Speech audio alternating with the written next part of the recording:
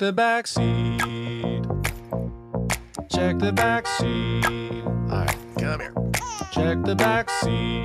Gets in your head, right? Good. Because every year, dozens of children are forgotten in the backseat of a car by a parent or caregiver. All never thought it could happen to them. But with changes in routines, distractions, or a sleeping child, it can happen to anyone. Parked cars get hot, fast, and can be deadly. So get it in your head. Check the back seat. A message from NHTSA and the Ad Council.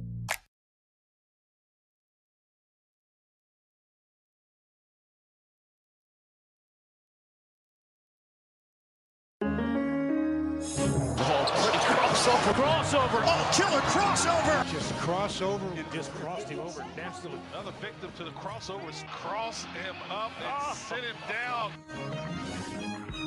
Time for the crossover, powered by Everlevel Concrete Repair in Omaha at everlevelconcrete.com. John, Josh, Nick. Hello. Happer. Hi. How you doing? Good. How are you?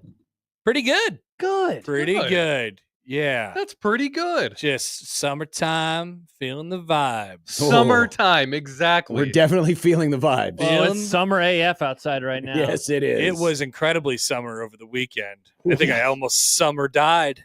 I think almost Did summer. you mow?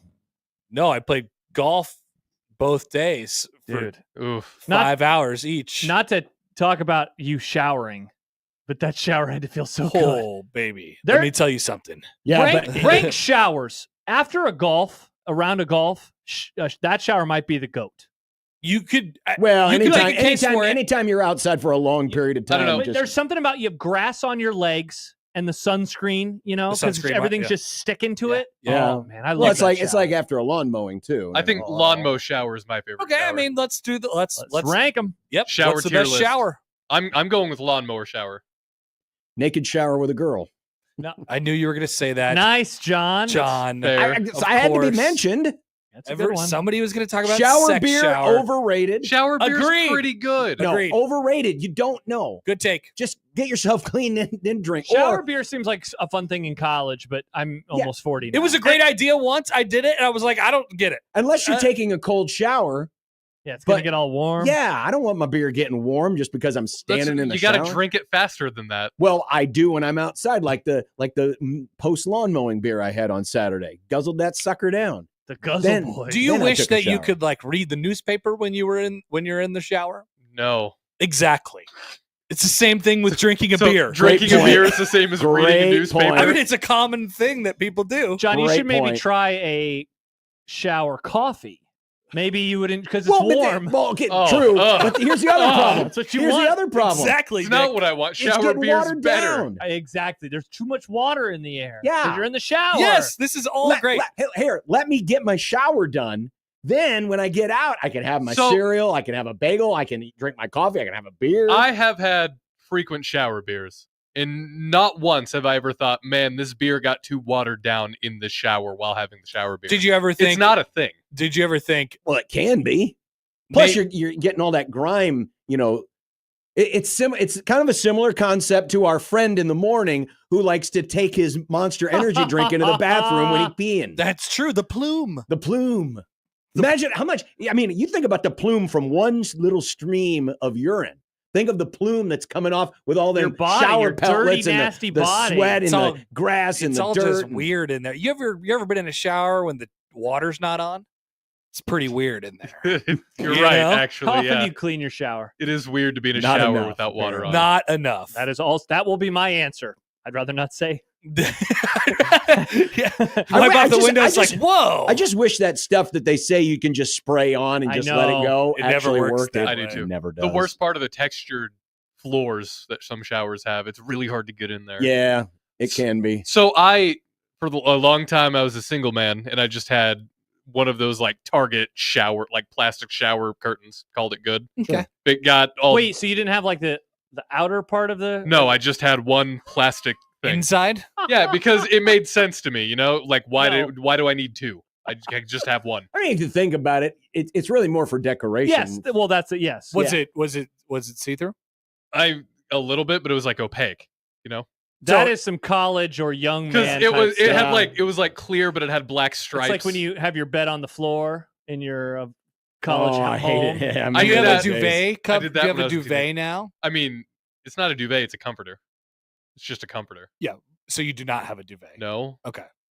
Anyway. Because the comforter goes inside the duvet. Yes. Yeah. Yes. I liked Robert Duvet, especially in We don't have a Robert duvet. duvet. Nice, great reference. Thank you. I had never thought that you had to clean that plastic part because I would just get the cheap plastic part and I just throw it away and I was done. Yeah. But now we have an actual plastic part and an outer part. Yeah. In our shower. What do you And, think? What do you mean an actual plastic part? Like the actual shower curtain.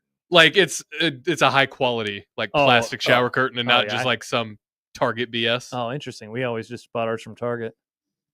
Yeah, the I didn't inner know the higher liner. The quality. inner It's liner. Just a liner. That's yeah. to keep the water from going out. What do you Yeah. think now that you have a shower curtain though? I mean, It looks way better. I'm fine with it. I kind of like the darkness that the curtain provides in the shower. It's not like a total darkness, but it's more dim. And you want to bring a beer into Yeah, that and you want environment to exactly. It's relaxing. Why Go all wouldn't the way you? back. Why wouldn't you? because it's unnecessary. because he doesn't want A to see lot the of shower things- plume flying into his beer. A lot of things are unnecessary. People still do them.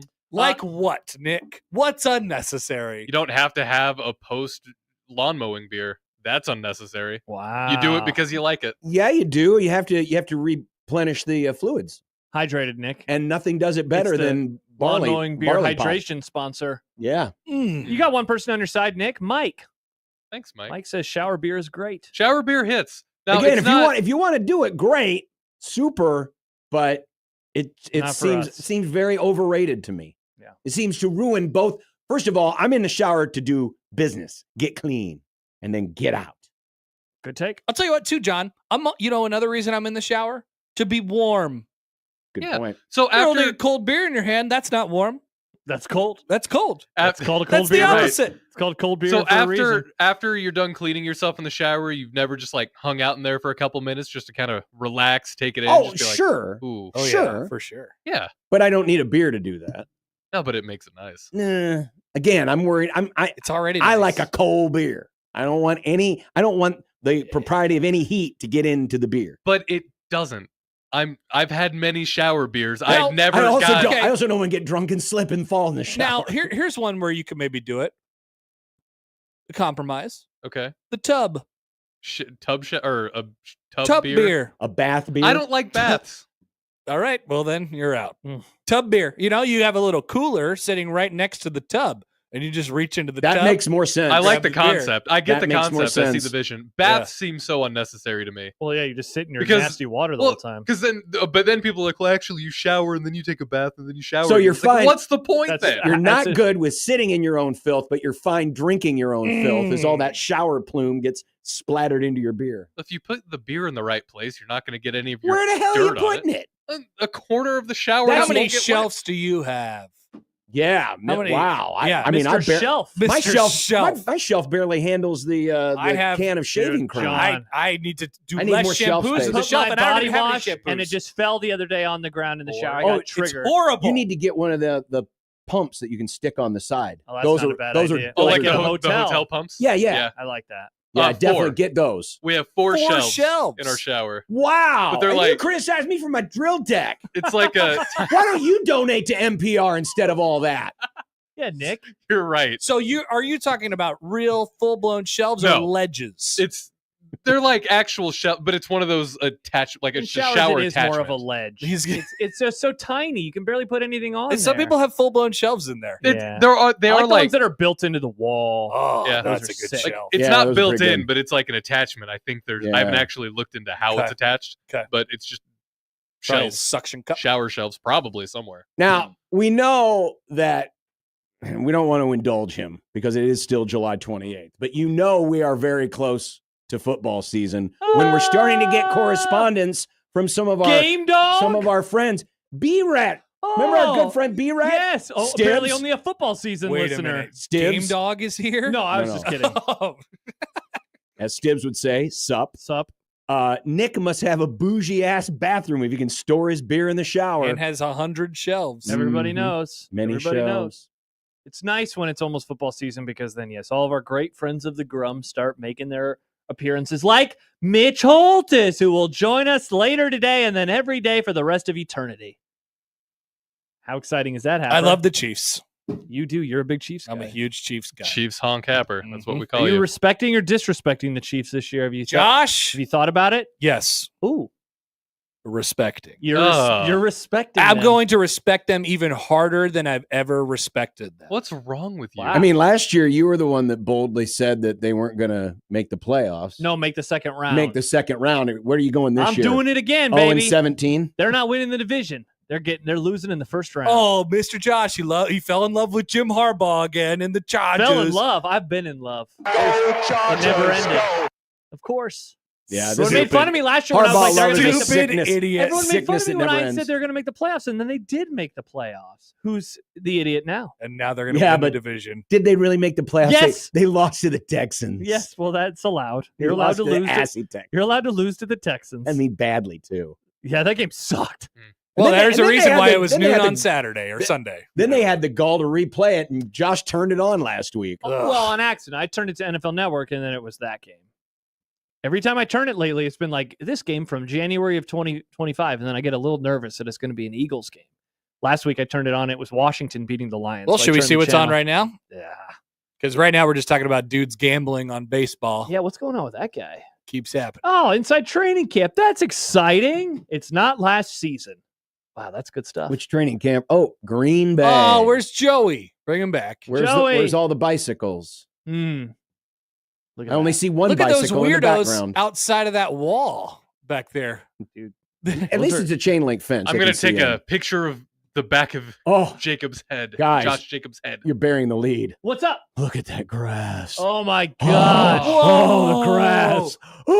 Now John, they probably That's can't the best have grass. they probably can't have Bermuda up there. It doesn't work. We are in the South now. We have Bermuda grass. At least Lincoln Nebraska's is. joining the SEC. Yes. About damn time. Confirmed. John, don't go too hard in the paint today on the grass. We still have I Don't Care to get to on Thursday. That's true. Oh, listen, right now I'm caring about the grass. Yeah? I mean, this is so nice. Look at this It's grass. the best. Mm. You ever how as part of a rivalry, sometimes one school like Army Navy, they would kidnap the other team's mascot or they'd paint over something. Yes. Burn the field. I think a nice rivalry, Steal the grass. not steal the grass, but like sprinkle some weed seed in there. Weed seed. John, Like, that That's might a horrible idea. terroristic activity. That's like the guy in at Toomer's Corner. Right. Yeah, That they guy? poisoned that So tree. you're saying Nebraska should do that to themselves, or somebody should do No, that to Nebraska? Well, I'm just saying wow, they would be Whoever does it triggered. would be an Iowa fan. Is that what you're saying? probably. Wow. Interesting. Suspect number one. I think that wildflowers and dandelions would look good on Memorial Stadium field, actually. Interesting. Tom Osborne Field at Memorial That would be a Stadium. legitimately funny bit. It would be. All of a sudden, you Well, walk out there. Where all this crabgrass I'm come not going from? to do it though. Don't they got to worry. be protecting the crap out of that thing with how much they're talking about it and spending money. Oh, they on it. probably have like Well, armed guards. And Yeah. Yeah, stuff. no, it has its own secret service. Yeah. In the World Herald camp, what do they call it? Their little camp chatter. Sam mentioned that let's see, that like the edge of the field, they changed it. It's not like how like on the fence it was like that black kind of mesh stuff. If I understood it correctly, it's like they totally covered up the fences, so you can't see in there at all anymore. Oh, They're trying to keep built a everybody wall. out of there. They're building. They a wall. are building a wall. What about Matt when the people Rule walked in and said, "Build that wall." Remember when the people used to stand on the parking garage over on the Yes. corner? Yes. Did I do that one time, Happer? I cannot confirm Wow. or deny. Sick. I Oh, love football. that's disgusting. You know, if I'm Ferentz, I invest in a house in the North Bottoms Nice. and then tear it down and build a giant ass freaking tower. Great idea. That's what we need. We need more stuff like that in rivalries. Just- In Iowa Tower, absolutely we need that. well, all the- the and- opposite too. And make it look like the Iowa Children's Hospital, and then no one would say, "Oh, we can't tear this down." I mean, it's the Iowa Children's. That's Hospital. true. People would just and be then- waving at it. All And the then time. halfway through practice, the end of the first period of practice, everyone would turn around and, "Oh, look at all the patients up there." Meanwhile, it's Ferentz's kid with a telescope. Brian, what are you doing up there? Hmm. He's in the NFL now, I think, isn't he? I think you're right. I think he's NFLing with somebody. Wasn't he like an analyst for the Ravens? I feel like he was at like Maryland or something. He was in Maryland last year. He is Last at year. Fresno State now. He is the tight ends coach. Wow. That's not very Have good. the mighty have fallen. Yep, indeed.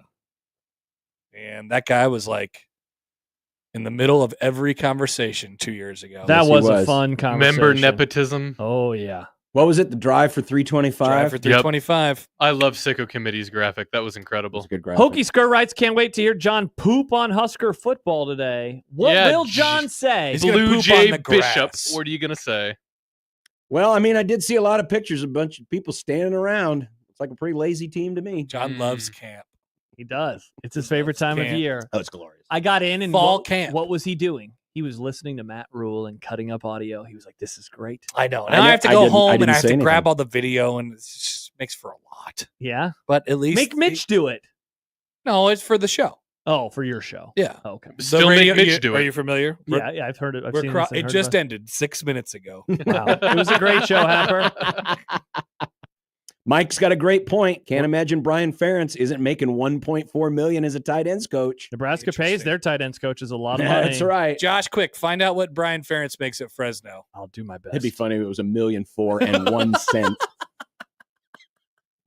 And one Gotta make sure he's cent. paid more than that Nebraska guy. Wow, did I already find it? I did. All right, you want to guess? Yes, 325. that would be funny. That would be funny. I don't think it's probably that much though. 325,000. I'm gonna say 150,000. Ooh. See, and I want to go way higher. Give me 550. Wow. Happer, who wins if it's closest to without going over? Yeah. Happer wins 200,000. Oh, Wow, they got him on the cheap. Mm-hmm. He's got a lot of money. He'll be just fine. He probably does. And a very famous daddy. And a very famous daddy. thank you, famous daddy. Daddy Kirk. Wow. Who's gonna take over after Kirk retires? There's topic alert. That is a great question. Man, you asked that like 15 years ago. There was like these obvious answers, and now there's just not anymore. It'd probably just be one of the coordinators, right?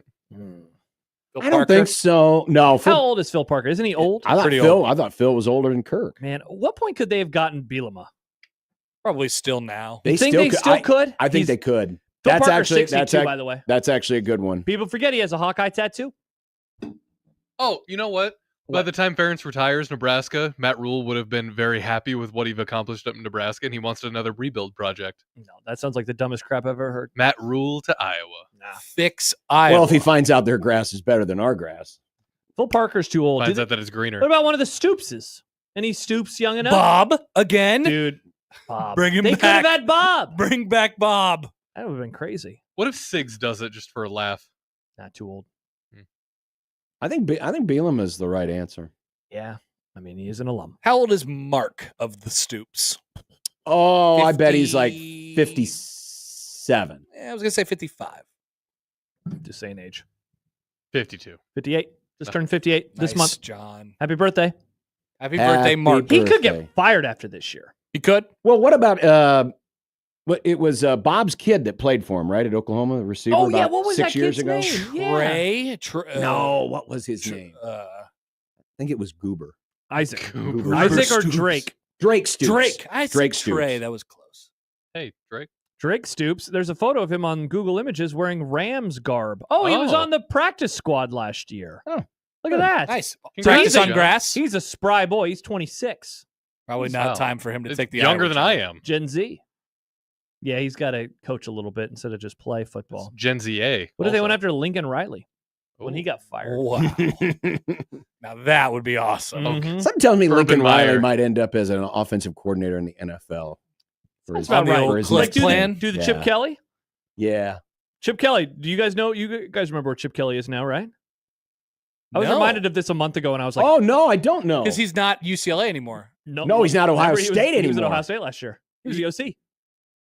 Yes. Yeah, That's yeah, what I meant. yeah, Yes. yeah. He's the Raiders offensive coordinator. Oh, I didn't know I he went to totally the forgot Raiders. about that until recently. Jeez. Yeah, so it's him and Pete Carroll and Gino. Wow. Yeah, how about them apples? Oh, thanks, Tom Brady. That's pretty cool. That's a good spot. Yeah, that's fun. They might win some games. Some people are pretty bullish on the Raiders. Might make it easier for the Chiefs to win the division. I'm really not that bullish on them. Nah. Broncos. People love the Broncos. People do love the Broncos. They love that defense, and they love Bo Nix. Captain I Checkdown. just got a bad feeling the Broncos aren't going to have as good a year this year. You got a bad tingle about the Broncos? letdown team. Mm. Yeah. You talked about bad vibe teams a couple weeks ago. Mm-hmm. I just got a bad vibe and feeling about the Broncos. Wow. Not that I don't want them to do well. I'd like to see someone get up there and challenge Kansas City, but I don't know. Won a lot of games last year. They got did. blasted by the Bills. Yes. Yeah. Bad. Well, it was like one of those, oh, hey, they surprised us, but then you saw them against like a real contender, and it's like, oh, that's right. That's what happens when you play a real contender. I mean, I hope I'm wrong. Happer, who's more likely to take down the Chiefs, the Ravens or the Bills? Or door number 3? The field. Yeah. Who and I would want to pick on who is the field. Is I can give you some options if you want some options. No, because I'm I'm currently deciding between the Ravens and the Bills. Yeah, and I'm not convinced. What if I said the Chargers? Well, then you would agree with Josh on the Probably. whole winning the nice division handshake thing. meme, John. It's Handshake stupid. meme. Don't do that. Good coach. Good coach. I Good normally quarterback. don't like to agree with Josh, but I don't know. I think the Chargers might. He's good. I just got a feeling that the Bills and the Ravens are just going to continue to futz around. Then their window's going to slam shut. Poor teams. And did you see that DVOA thing last week? No. Best 5-year run to never make a Super Bowl. Number 1 and 2 since 1978 are the Bills, and then the Ravens.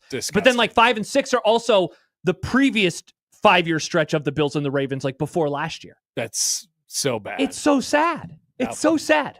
Yeah, it feels like I think I've probably called this before each of the last 3 seasons, but it feels like the Bills are going to break eventually. You would think You're so. just getting there all the time and always losing to the same guy. I've started wondering that, and I'll give you a little credit for saying the Lions are the bad vibes team. I've started wondering about the Lions because 2 years ago they made it all the way to the NFC Championship game. How big was their lead? Like 24-7 or something? They blow the game. Last year they're the 1 seed. They win that super important game against the Vikings, and then they just get Jaden Daniels boat raced Yep. by Washington. Like it's tough to climb Got some back up that mountain. injuries, got some stuff going on. New coordinators. We saw the new Eagles 2 coordinators, years yeah. ago. And you replace the 2 coordinators in the same offseason. That is tough. Bad vibes. Yeah.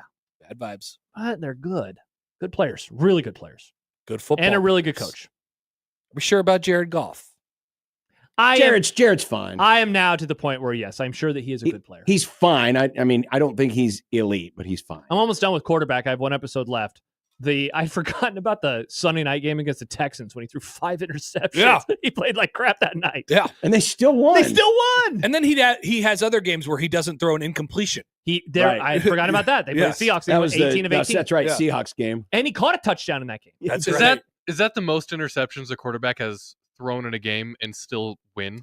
Actually, I think Tony Romo threw 5 in a win one time too. Nice. Yeah. Go boys. But that's got to be high on the list. 5 in a win is tough.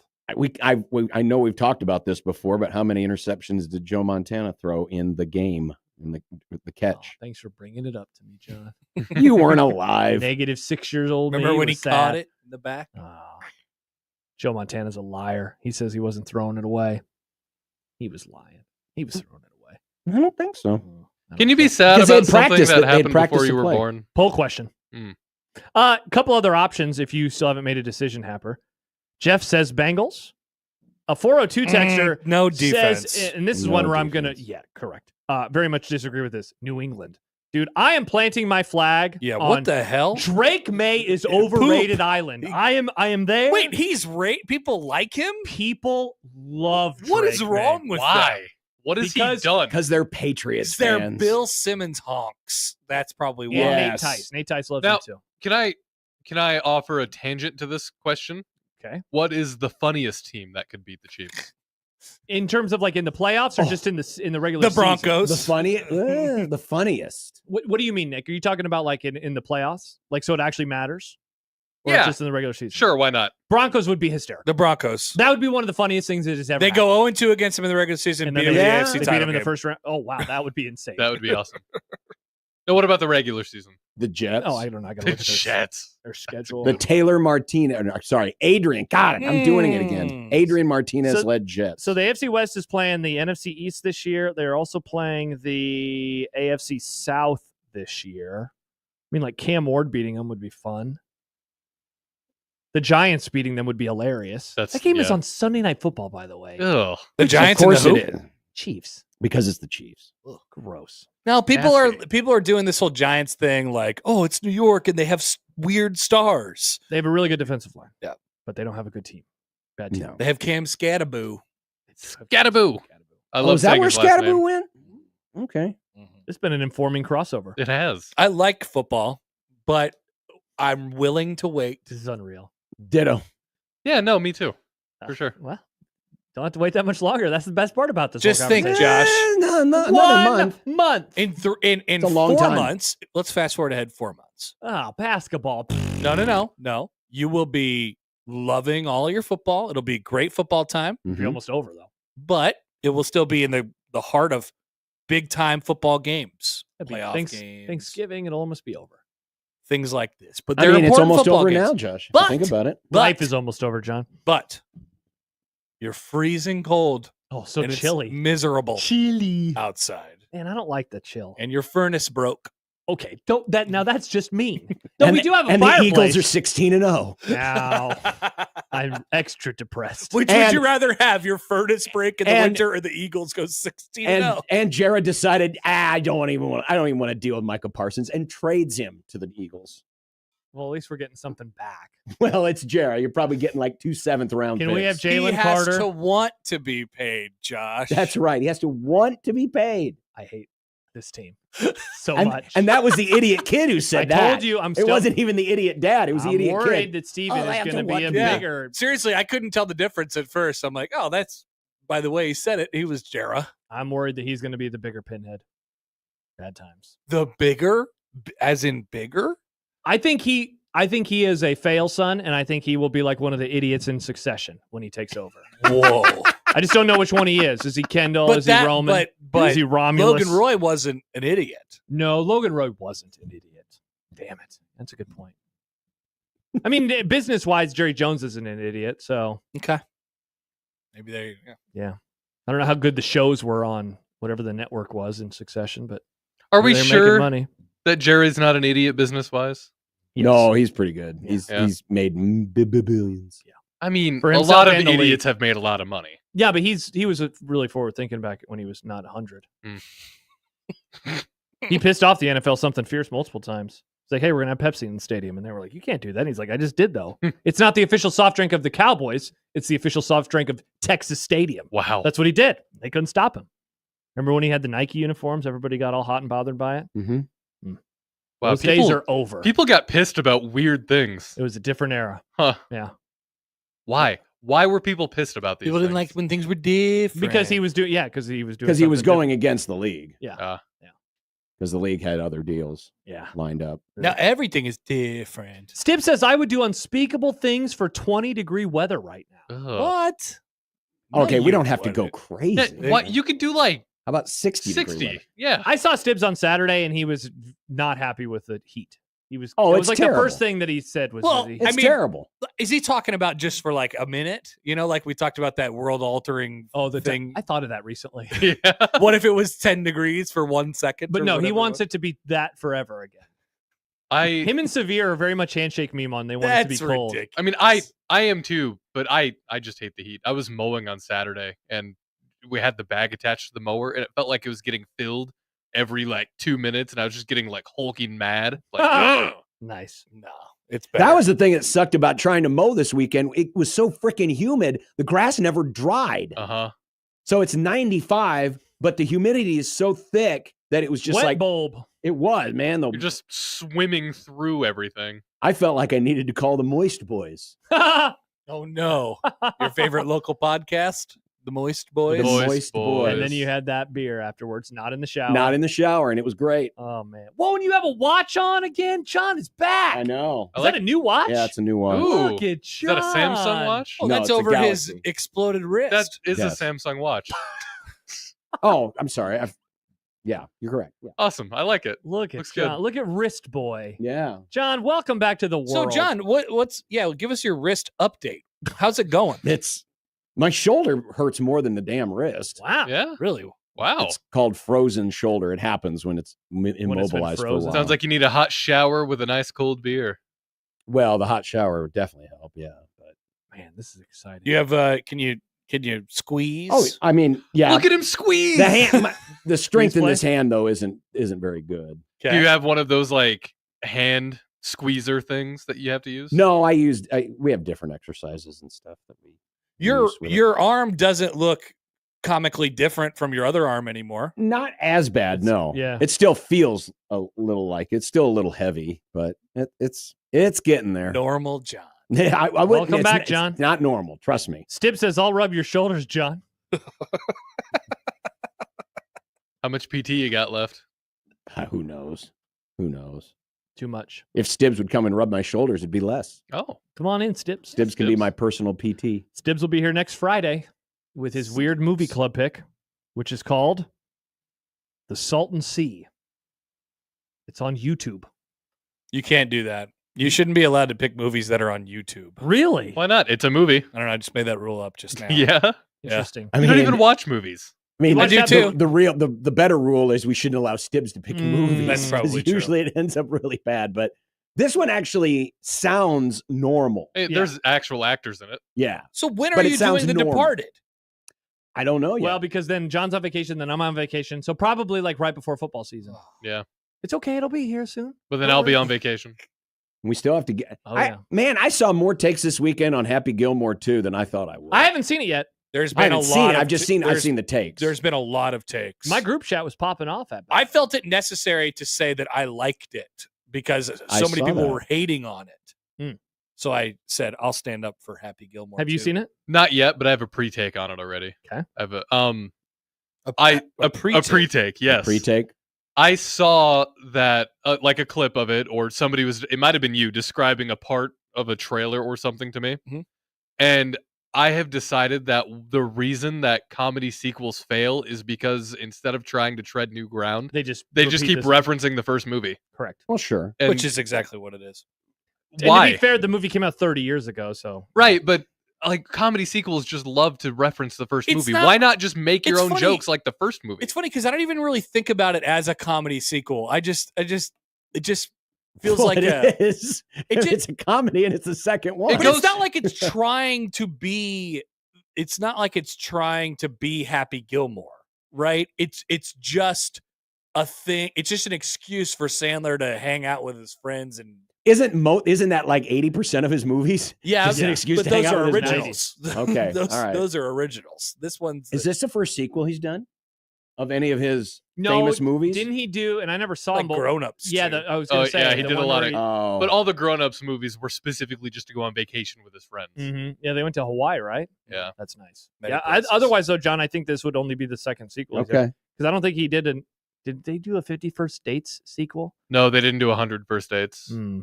And They didn't do Nice. Click 2. They did not. They should do a 51st Dates sequel. They They should be. kids, Then it right? could just be the exact same movie. That movie rocks. I love that movie. That's a good movie. That was a solid movie. Have you I like seen it, 50 John? No. First Dates. You know the bit behind it? Yes. I'm familiar with the bit behind it. But Drew Barrymore forgets she's alive Every day. every day. Wow, that'd be tough. Wake up every day and you're like, what? Wow. That was tough. You'd forget all about football. No. Time to paint a wall and get some pineapple. Wow. So there's you wake up every day, and if it's June, you're like, You I got to will- tell what the Huskers did I will last just year. never get to appreciate football because it's like, yeah, it's almost here, but I'm never going to remember that. You had to learn all about it, and that takes the entire wow, day. but then you wake up on a September Saturday and you're like, this is the best day of my whole life. That'd be cool. But What- but none of the football games have any context. That's true. Yeah. Yeah. Or like, what Cool, if the Cowboys won? The Cowboys lost. Don't care. But you know what? This sounds like exactly like something the Big Ten would like to do. Well, we don't want people doing preseason polls. True. We're scared of it. So that's what they want. They want us all to experience 51st dates. Maybe we should. See, I can't have any inherent bias. It's Tony Ole Miss is Petiti. better than Northwestern It because would be impossible I to don't have an know. inherent Don't- bias if I don't remember anything. Tone is trying to 51st dates us. Yes. what would be sad. the worst 51st date scenario for you? For you, would it be you wake up and you think every day is the first day of the College World Series? Oh. No, that's not the least favorite day on the calendar for me. No. It's like February. I hate February. I told it to a friend recently. July always gets a bad rap. Everyone's like, "Oh, July is so boring." Sports talk radio. No, I'm fine with July. February is the bad month. It's cold. There's no more football for months, and it's just dribbling and passing Oh. and shooting. So I ain't trying to you're dribble, pass, shoot. would your basketball's fun? Your nightmare scenario would be the day after the Super Bowl, but then you wake up and then it's just always that day. Yeah, when the Eagles win. Yeah. Yes, that would be the worst. This past February, because that's also the day after I You'd messed up my probably kill hamstring. yourself. That was a horrible day. You probably would if you realized every day was the day after the Eagles won the Super Bowl. Wow, that would be tough. Yeah, but if he killed himself, he'd just come back the next day. It's not Groundhog Day, Oh, John. okay. It's different. Oh, no, I thought it's not a Palm Springs It's situation. not Palm Springs. Yeah. No. Yeah. No, every day is still a different day. Mhm. Oh, okay. But I don't know what day. I can't remember what day she thought it was. Her dad's birthday, I think. She just yes, her dad's birthday. She thought it was her dad's birthday. That's right. That's sad. Yeah, so she brought him a pineapple. Every day. And then he stored all the pineapples in the garage. And then she would always paint a mural, and then they'd paint over the mural every day. Wow, that's Yeah. a lot of paint. That is a lot of What was paint. their paint budget? It's hard work Mm-hmm. having a person who can't remember things. Mm-hmm. I am surprised that they could afford to keep that up for as long as they did. They lived in Hawaii, you know. So you liked Happy Gilmore? I did. I laughed pretty consistently throughout the entire movie. That's important. When I watch a Yeah, that's all that comedy, matters. I try to see how long I can go without laughing when I watch a comedy. What the hell? Yeah. All right. What See you later. Nick, this isn't like having sex where you're trying to keep something from happening right away. It's like that's like a dork in high school who's like, I'm gonna have a bunch of beers and see if I can't get drunk. It's like just enjoy it. Just I like to think about baseball until I feel comfortable laughing at a just comedy. hop on the ride and have a good time. What in the hell? That is the dumbest thing you've ever said. The dumbest. Is that the dumbest? I don't know. I mean, when you said you don't shower every day, that was pretty wild. But yeah, I guess now I understand why your shower was weird.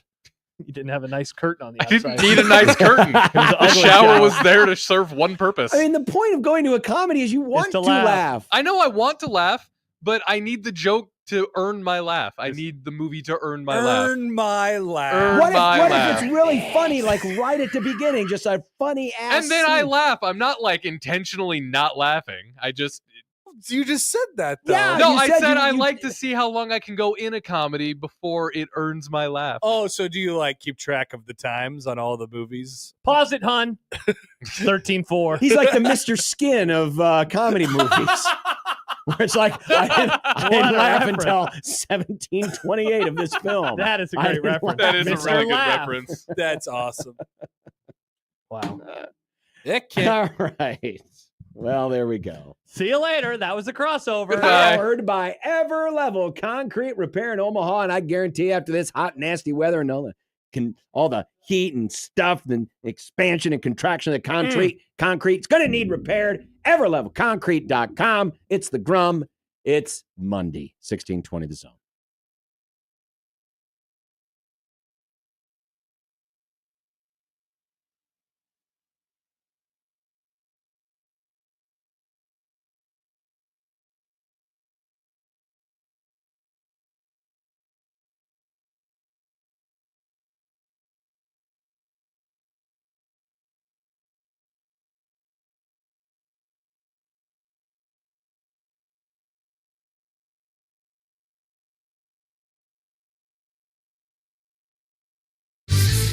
Your Omaha area forecast presented by Funplex Water Park and Rides from the KETV Newswatch 7 Weather Center on 1620 The Zone.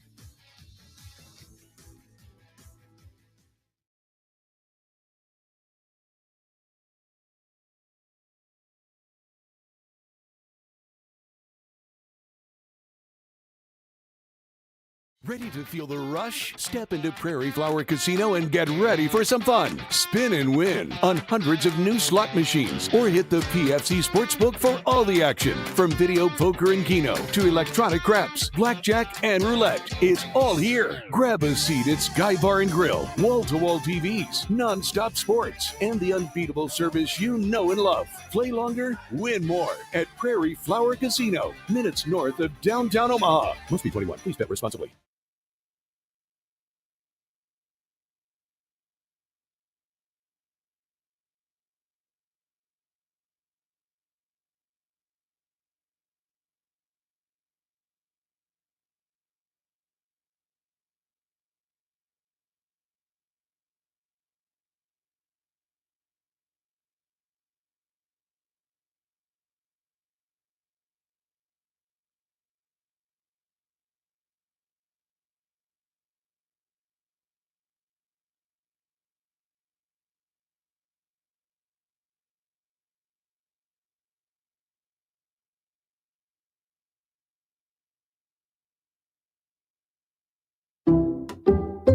people just know they can save hundreds on home and auto insurance by checking Allstate first. Like to check your house sitter has the new code first before leaving for vacation.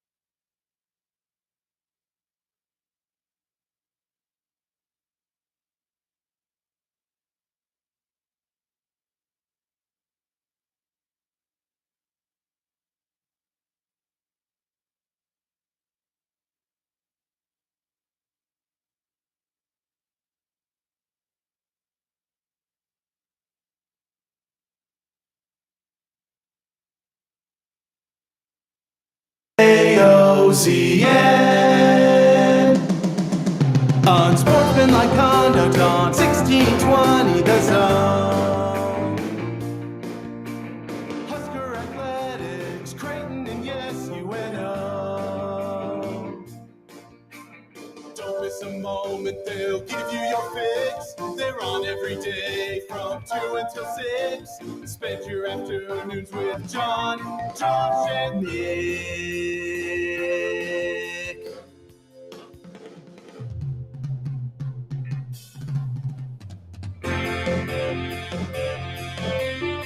John, Josh, and Nick. They'll show you what sports talk really is. I know you're all here for the breathless practice reports. We're going to give it to you. The grass. But we don't have time for it today because we're going to spend the next 4 hours previewing the big matchup between the Brewers and the Cubs. What? Unsportsmanlike conduct on 1620 The Zone. Husker athletics, Creighton, and yes, UNO.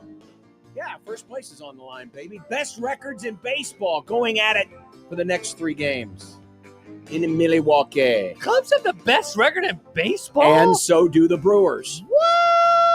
Wow, you haven't been that annoying about it. I figured you'd be more annoying. Why am I? What do you mean annoying? I'm just stating fact. I'm No. not saying anything that's unfactual. I know you're not, but I thought you'd be like Josh when the Cowboys win one week. You super stoked about the Cubs. What did I do? What did I do to Yeah, but the earn difference that? is my team's won in my lifetime.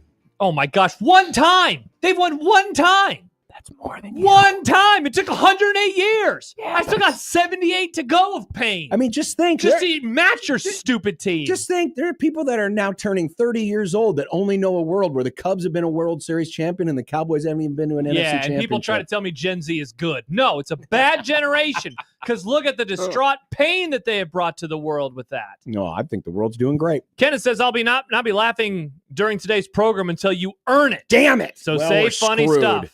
You know what? Ooh, nice I think gradient, that's John. good. Everybody should have standards for comedy. Okay. You can't just laugh at slop. Fine. So what's up with your jokes then? Some people like them.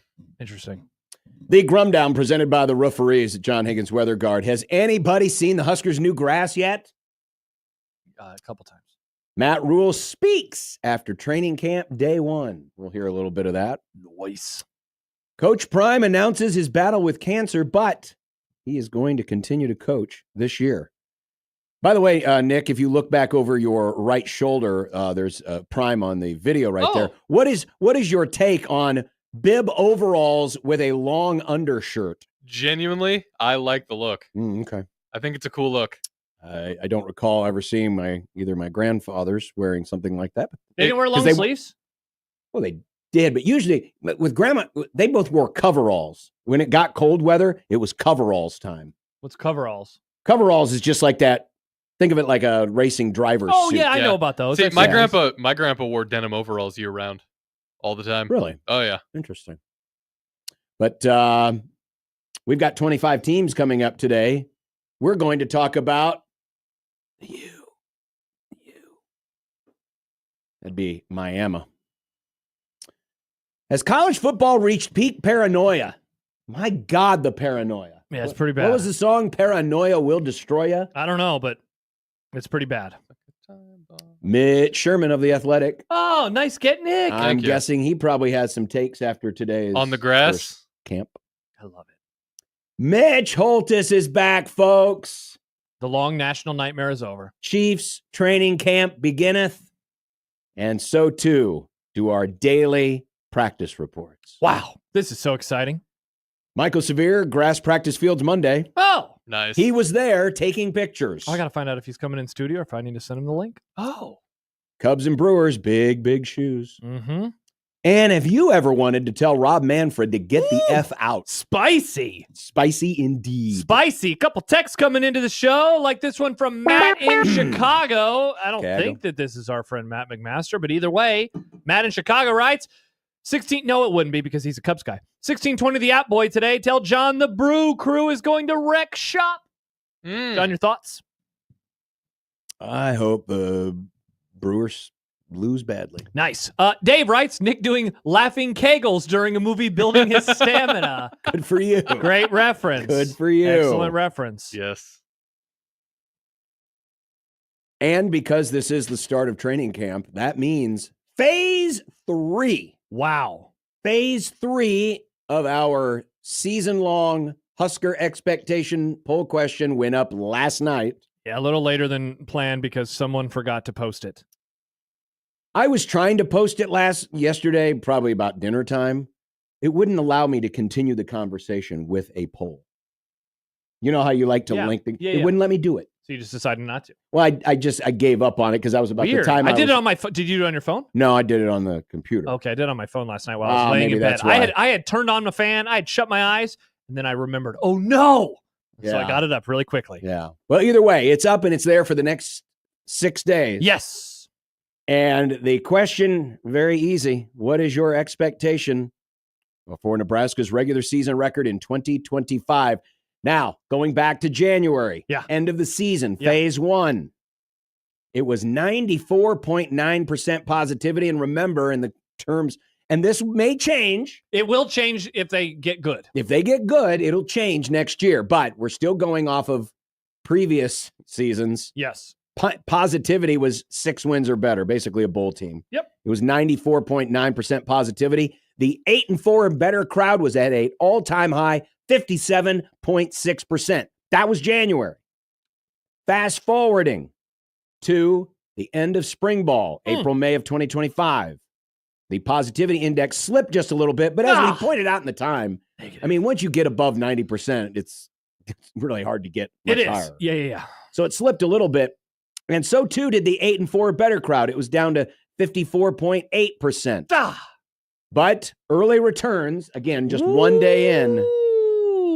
And look at the 8-4 or better crowd. 63.4% of you say Huskers will go 8-4 or better. When you combine the 6-win, 7-win, 8 or better crowd, it's 95.3% positivity. And so this would be a record in terms of the 8-4 or better if this held through, right? Correct. Whoa. Look at those stats. Yeah, the 95.3% of positivity, again, 6 wins or better, matches where we ended last year. And remember, the last phase of this will be the week of the first game. So it's a short turnaround. It's a short turnaround. Yeah. But because in all honesty, not a whole lot is really going to change over the next few weeks, barring a horrible injury. Exactly. But there will be word said about the team a lot over the next month. And of course, the 8-4 better crowd, 63%. It's almost up at 10 points. Now, we talked about this on Friday where we thought this number was going to be. Yeah, what did we say? I said 60. You said you 70 maybe? I think you originally wanted to go 80 yeah, and then I we realized talked you down to like 75 or That would have been tough. I don't we remember. had to get you off that But ledge. it's above 60 right now. It is. And it's actually, since you checked it, John, it's gone up another 0.5%. It's basically at 64% now.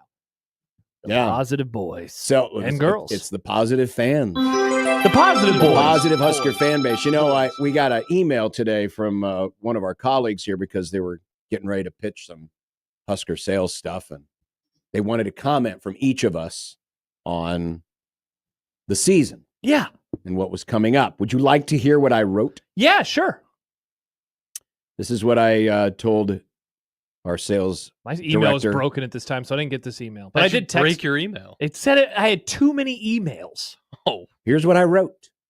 Expectations are the highest they have been since 2019. Remember, 2019, year two of Frost, everyone thought big jump was coming. No lie detected.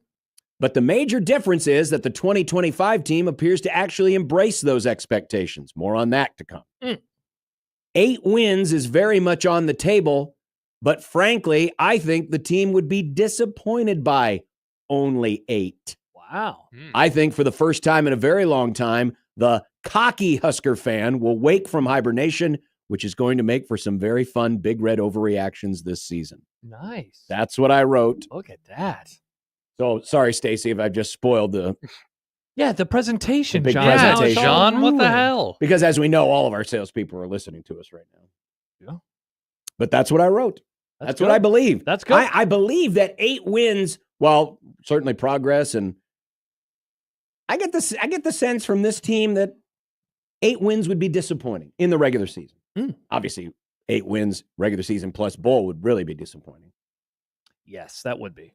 Because it'd either be 8-5 or they. Yeah, it would 8 be and 4 with a loss or 7-5 with a win. Correct. The latter would be bad. Man, think of 7-5. That people would be pretty frustrated by that. You think? 7-5? You think? Yeah. Well, if you just said that Okay, 8 and 4, no, then I don't know no. why 7-5 wouldn't be a bummer. Well, I was talking about the team. Oh yeah, team would yeah, definitely be pissed, but I think the fans would be frustrated too. I think the fans would be frustrated with a 10-win season. No, they would not. No, they would no, not collectively. Unless There'd be the a couple 10 wins idiots. came and then they lost to Iowa and then they lost to Iowa again. Correct. That is true. But yeah, 10 and 2 As would be part of the door 1, door 2. 10 and 2 people would pretty much throw a parade.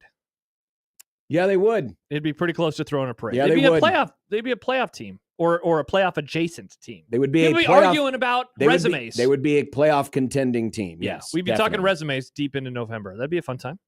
It'd be so different. It would be extremely different. Yeah, we haven't done that ever. Literally not one time. 402-951-1620 if you want to hit us up today on the Prairie Flower Casino Zone hotline. Remember, we're giving away those wonderful $100 gift cards courtesy of Prairie Flower Casino. We Nice. give away at least one a week. At least one. I At can't least a say more than share. that. Yeah. I can't say more than that, but we have done more than that. Oh yeah. Go to 1620thezone.com today. Yeah. And get registered. You can tweet at us, and that's where our poll question is. Yes. If you follow any of our social medias, my social media, Josh's social media, the show's social media at USC 1620. What about Nick's? Did Nick give it a retweet? No, but I voted on it. I'll do that. Wow. Tough. You voted. Oh, Tough, sure. Nick. You're one of the 3 win people. Tough, Nick. I'm not. You don't know what I voted for. I can look. Would you like me to tell you what I voted for? Yeah. I said 6 and 6 or 7 and 5. Wow, hater. That's where I voted too, Nick. At USC 1620, that's the JTech Construction Zone Twitter page. Or if you want to email the Grum, John at 1620thezone.com, Josh at 1620thezone.com with the Equitable Bank Zone inbox at Equitable. We take banking personally and answer the phone on the first ring. A busy show, a busy week, A busy month. a busy month. Get ready, folks. Sure is. We are drinking from the fire hose now. We are drinking from the fire hose indeed, and we're going to start drinking from the fire hose next because the Canes are coming. Joe Zagacki, our friend of the Grum. We have him on like every year now. We do. We do. I love this guy. I We hope he do. brings some sauce when he talks about the Canes. Wow. You did not earn that laugh. That's fine. No. That was very easy to withhold that laugh. Yes. Correct, John. But Joe Zagacki, the voice of the Miami Hurricanes, will join us as we commence another week of 25 teams and 25 Grums on 1620 The Zone.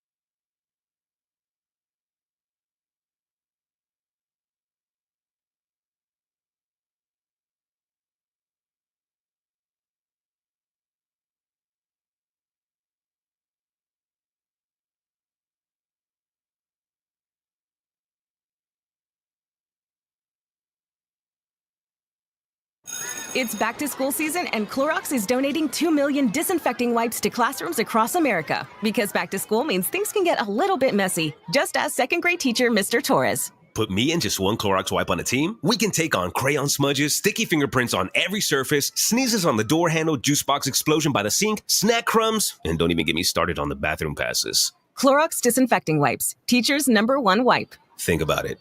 Bathroom passes. Clean feels good. Based on unit sales data.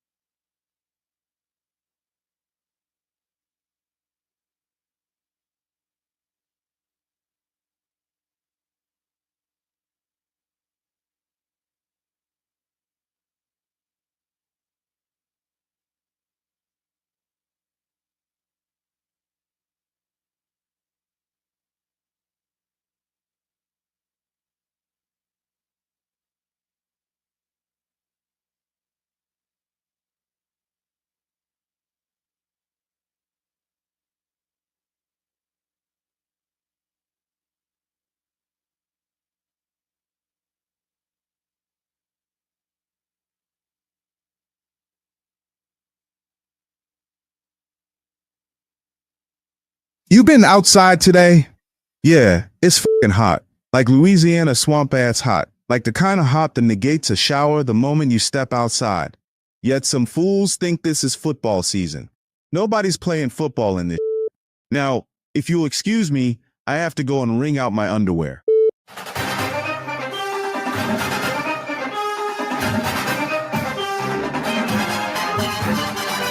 The countdown is on.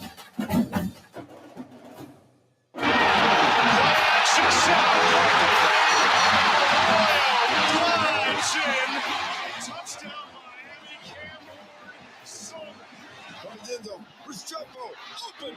Xavier Restrepo into Bear territory. He's on his way.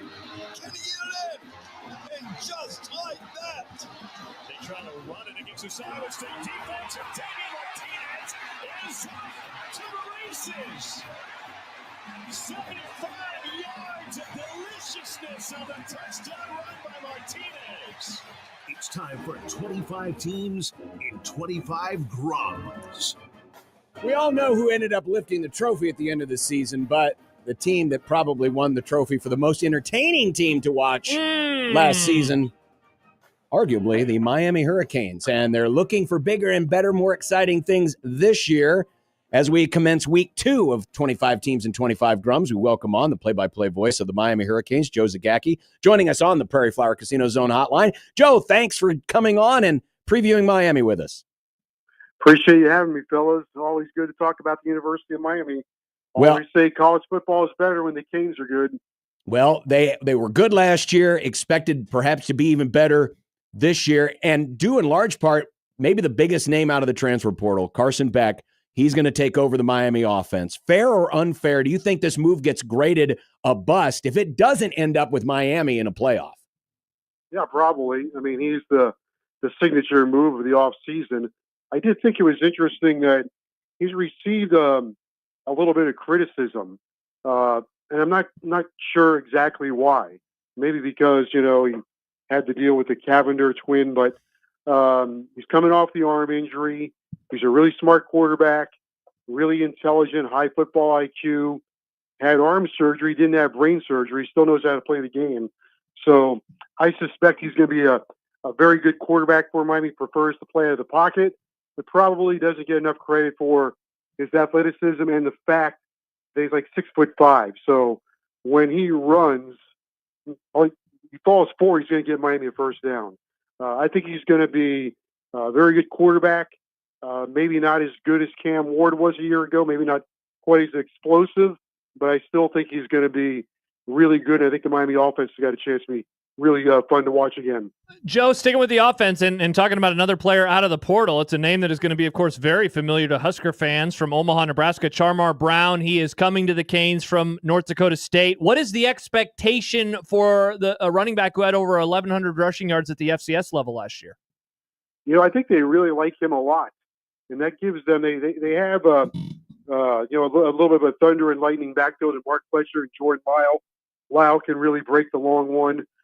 Fletcher is a hard-nosed, physical runner. And then Brown comes in, and the reviews so far have been great for him. And I do think that Mario Cristobal, with the offensive line that Miami has, probably wants to run the ball a little more than they did a year ago. Cam Ward had a lot of freedom. If it was a two-way play for Cam Ward, really it was one way. He's throwing the ball. If it was a check with me or a run call, check with me, Cam Ward was going to put the ball in the air. Carson Beck probably put the ball on the ground a little bit more, run the ball a little bit more behind their offensive line. So I think Brown is going to figure prominently in their offensive game plan. Joe Zagacki, the voice of the Hurricanes, Miami in 25 teams and 25 grums. Miami was very active in the portal to replace basically most of their top pass catchers who left after last season. How do you think that group sizes up now as they try to duplicate the high offensive output from a season ago? Yeah, that's going to be the question, Mark. They're about 10 deep, so the question is going to be who are those 4 or 5 guys that will emerge that Beck can rely on. You hope that obviously guys to the portal like C.J. Daniels, who came in from LSU, has caught a lot of passes. You hope that he's a guy that emerges. Keelan Marion came in from BYU. You hope he can emerge. Tony Johnson. All that being said, JoJo Trader was a 5-star recruit for Miami right in their backyard, who didn't play a lot last year, did play in the bowl game, played well in the bowl game. Nye Carr, high recruit. So you hope the guys that you brought in, that you've been developing, can also emerge. And a name that I would keep a close eye on is freshman Malachi Tony. Played American Heritage High School, had a great spring. Last year was a wide receiver for American Heritage, but as their season unfolded, he had to be their quarterback and took him to the state championship, had a great spring, really a dangerous player when the ball is in his hands. So I think Tony is a guy that's going to figure prominently with JoJo Trader.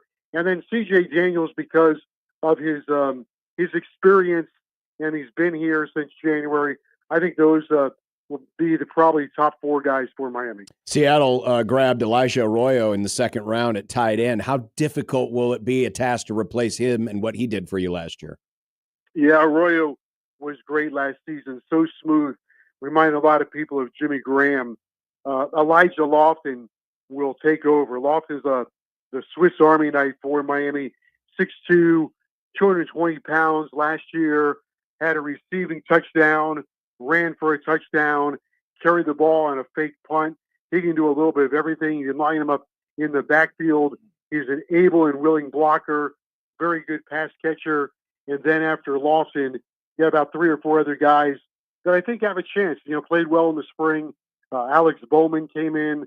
Owen Rusevich was a 6'7" target, so probably somebody that Beck might count on. Hunter Carver. So they're going to have 3 or 4 choices, but the main guy is going to be Elijah Lofton. Joe, other side of the ball, I'm curious as to what you expect to be the biggest difference with Corey Heatherman in charge of the defense this year, him coming in from Minnesota.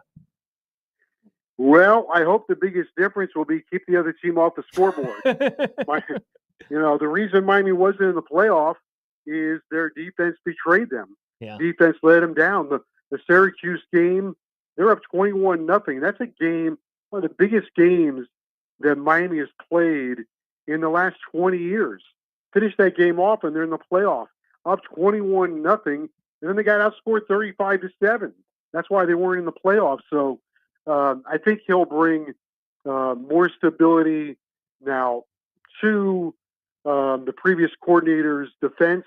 It kind of ran out of players, health-wise, and then especially in the secondary. So they did go in the portal, got 6 players in the portal for the secondary, long and athletic, and gives them, more range in the secondary.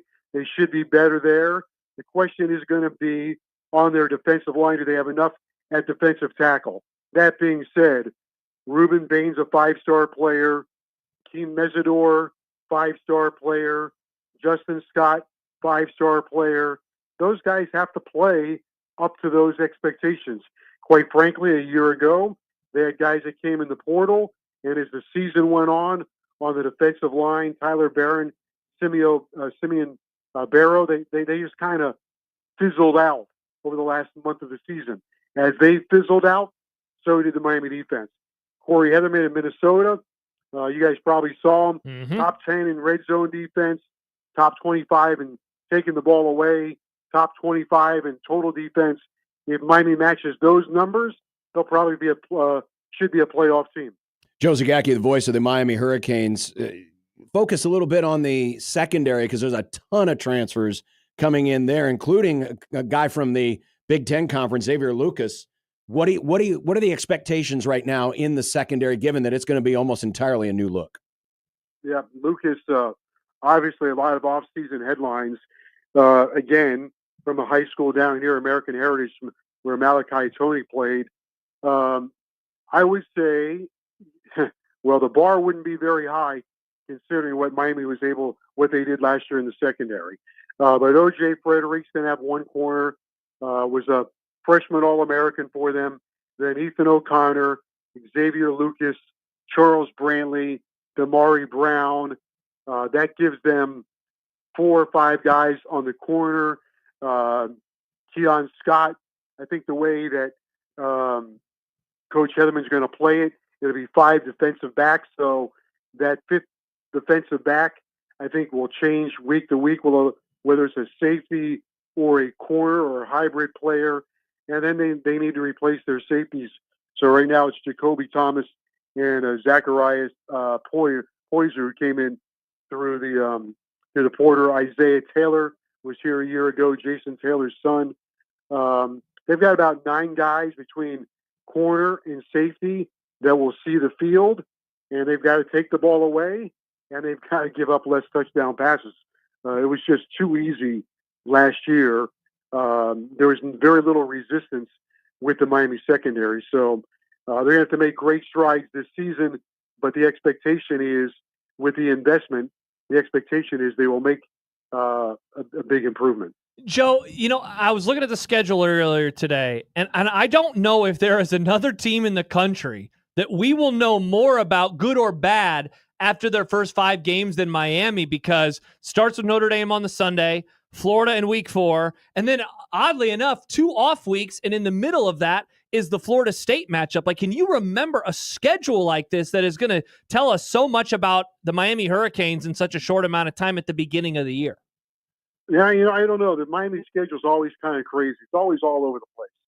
But you are right. By the time they get done with October the 4th, we'll know where they are, because they would have played Notre Dame, Florida, and FSU. That would be you get through those 3 games, you probably feel pretty good about what your season is going to be, provided, health is always a factor. Yeah. The rest of the way, Miami has 8 home games. They don't leave the state until November when they go to SMU. The other tough games in the conference probably would be Louisville and SMU. They don't see Clemson this year. They do play Virginia Tech and Pittsburgh at the end of the season on the road, but the fate of those two teams could be decided by the time Miami gets there, which makes those games different. So, Miami's schedule is loaded at the beginning. It's going to tell us a lot about where they are, and if they get through those 3 games of Notre Dame, Florida, and Florida State, I suspect they'll play really well the rest of the season. And the way college football is set up now, if they don't survive those 3 games, then it gets a little dicey, right? What are the players playing for? And that becomes one of the big questions in college football.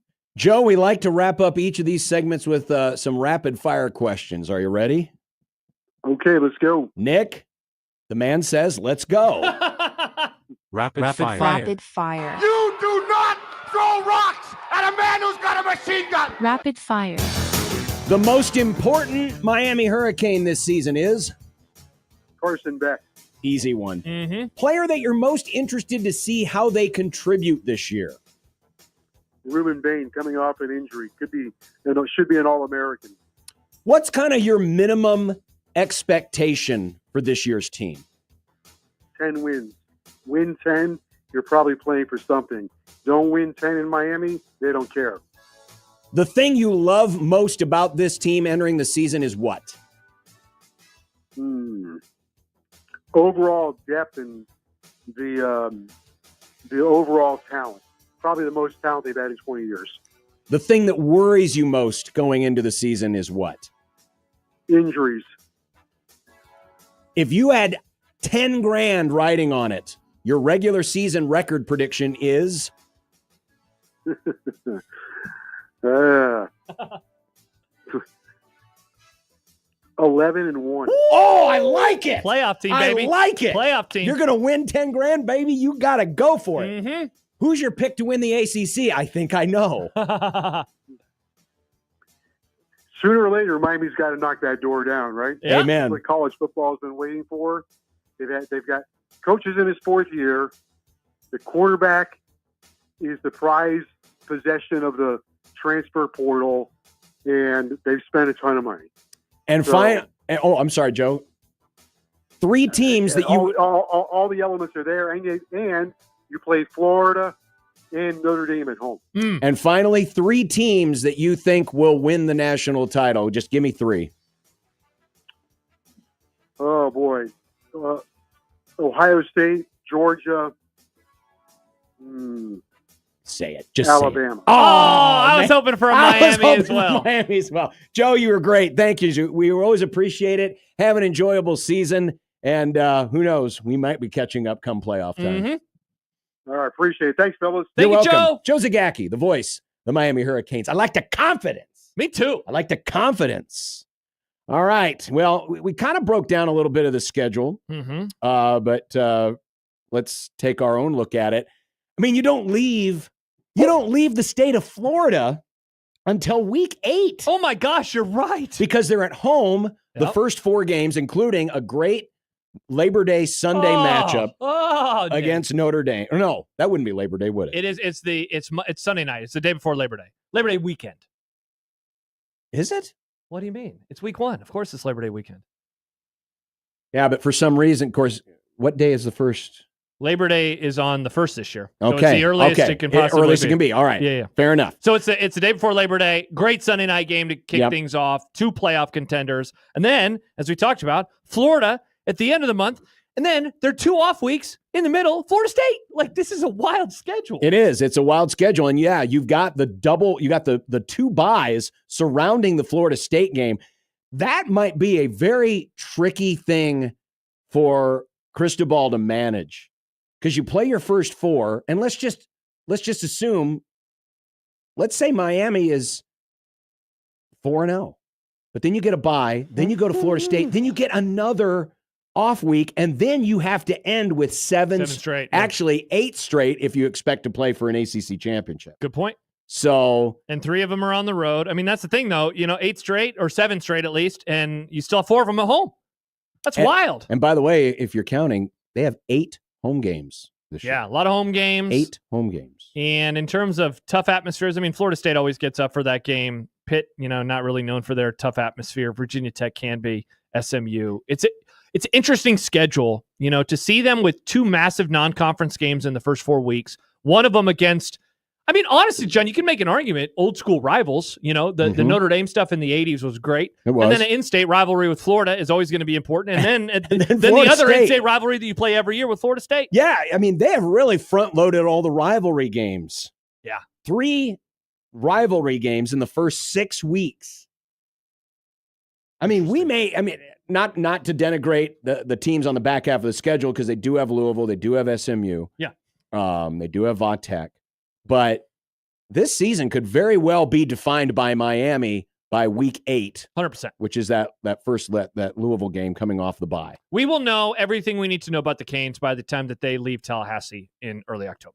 We will know where they are headed, if they are going to be a legit playoff team, or if they're going to have to run the table to even be in contention. 9.3 wins, according to K Ford, 46% chance of winning 10. If they're going to meet Joe's prediction, 18% chance of winning 11 games, according to Kelly Ford, kfordratings.com. I mean, he said it. They were so close last year. They were up big on Syracuse. Their defense was bad. I would also say that their management of that situation was bad, because they were down 7 late, and Cristobal called for a field goal for some reason. And they did that, and then their defense never got them the ball back. So, I agree, call him A, call him B, but some of it's on him. That, as Bill Connolly wrote, that's not even the worst game management thing that he has done so far. Yeah. Because don't forget, against Georgia Tech 2 years ago, they could have taken a knee. They didn't. They lost because they fumbled. He is an incredible recruiter, a very good program builder. He is a terrible in-game coach. He is They do not play North Carolina this year, which is a bummer, because Bill Belichick can coach circles around him. Mm-hmm. Now, one team's going to have a lot more talent, Miami, but in terms of coaching, he still leaves a lot to be desired. What are you guys' takes from 2 games last season that were closer than they should have been? Virginia Tech and Cal. Well, Virginia Tech game was one where that was the Friday night game, right? Friday night. Yeah, game. that was the one that Hail Mary almost hit the Hail Mary in the back of the end zone. They had to come back and win. I thought, weren't they down 2 scores? Yeah. And then had to rally back. And then they had win. to come back from a lot of points against Cal. It's a team that lived on the wild side. They did. That's why I said they were the most entertaining team to watch, because their defense sucked. Their defense was bad. And they had the number 1 overall pick at quarterback, so they were putting up a lot of yards and points. Buff Scorpion is mad at us. He says, when Nebraska fans do that, it's called delusional. When Miami does it, it's called confidence. What does what? Well, we were celebrating Joe's confidence in picking 11-1. Scott, they were 10-2 last year. Yeah, it's a little more obtainable for Miami right now. I never understand this guy. This guy is always way down on Nebraska, but then he's now defending Nebraska. Very confused. Listen, if the new voice of the Huskers, Kyle Crooks, wants to come on here and pick 11-1, number 1, we'll call him crazy. But secondly, we'll say, hey, good on you. Yeah, sure. Celebrate. Yeah, definitely. But yeah, Miami was 1 win away. I mean, think about it. They don't lose to Syracuse. They're playing for the ACC championship. Correct. They were on the doorstep of the playoff. And if the committee treats them exactly how they treated SMU, the loser of that game, they would have been in the playoff had they beaten Syracuse. They were that close. If they were to replace, just for argument's sake, SMU in the playoff, would have been a hell of a lot more entertaining. Oh my gosh, way more entertaining. Plus, we would have gotten a lot of Miami having to go north and play in the cold discussion. Yeah, that would have been fun too. That's true. Teams from Miami don't do well in the north. Exactly. That would have been fun. Well, people lose fingers. People lose a lot of stuff. Who do we have tomorrow, Nick? Tomorrow we have South Carolina. South Carolina. Have we ever had South Carolina in 25 teams? I think we've had South Carolina. We've had to have had South Carolina at least once. It's been forever. It's been a long time. We get to talk about the Cox. By the way, I wanted to mention this earlier. Corey Heatherman, the new DC. This guy, why do they call it meteoric when that means fast rise? Yeah, it means a very fast rise. Right, what's the opposite of a meteoric rise? Crash out? Well, it'd be like a very slow, arduous journey. Dude, you should go look at his Wikipedia page. It is nuts. Look at the names of some of these colleges, high schools, I don't know. Fitchburg State in 2006. He was a quarterback's coach. The old Fitchburg State. Then he was the OC for the Corinthian Black Lions, but not spelled like Corinthians in the Bible.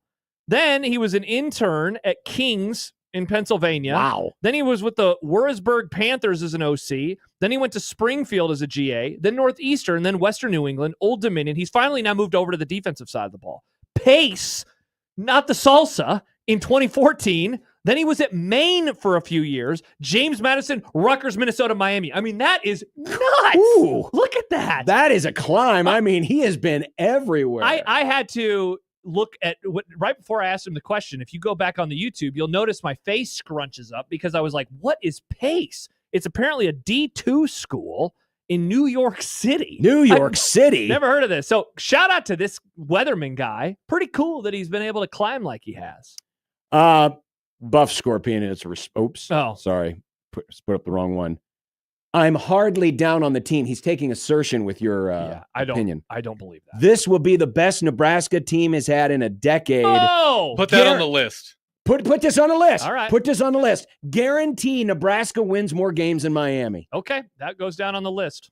But also the best team in a decade part.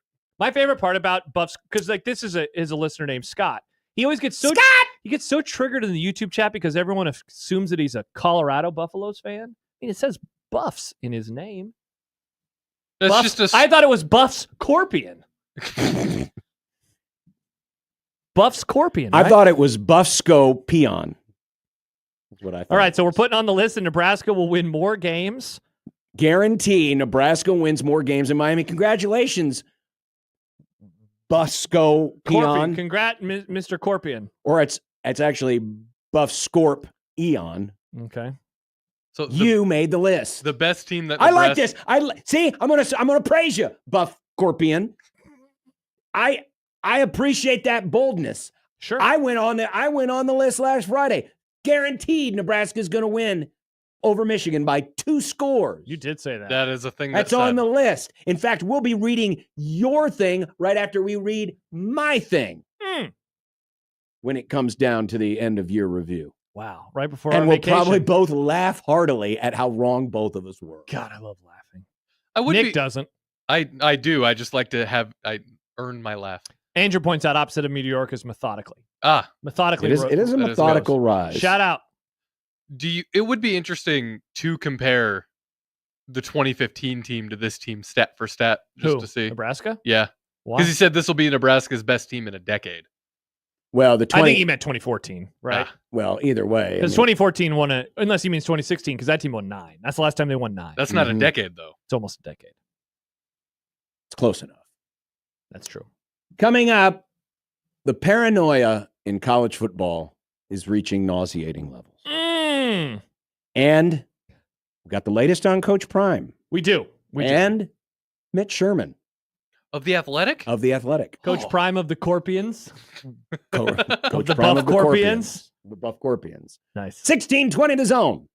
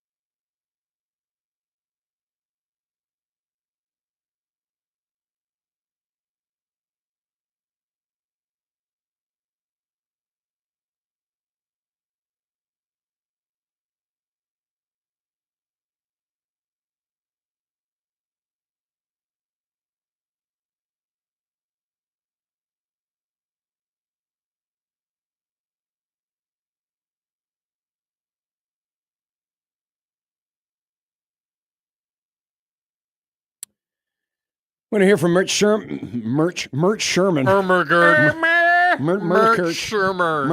his Murderkirch. Mitch Sherman coming up as we'll get his thoughts on what he saw today at first day of training camp. We will also hear from Matt Rule a little bit later on what he had to say. John points out before we get to the Big Ten being dumb. I'm sure Kevin and Michael talked to South Carolina. The show was better with them. It was a way better show. That's way true. It was. Yeah. And I'm sure they didn't make any comments about talking to the Cox. No, definitely not. And I'm sure they definitely didn't follow up talking about South Carolina by talking about Oregon State. Definitely not.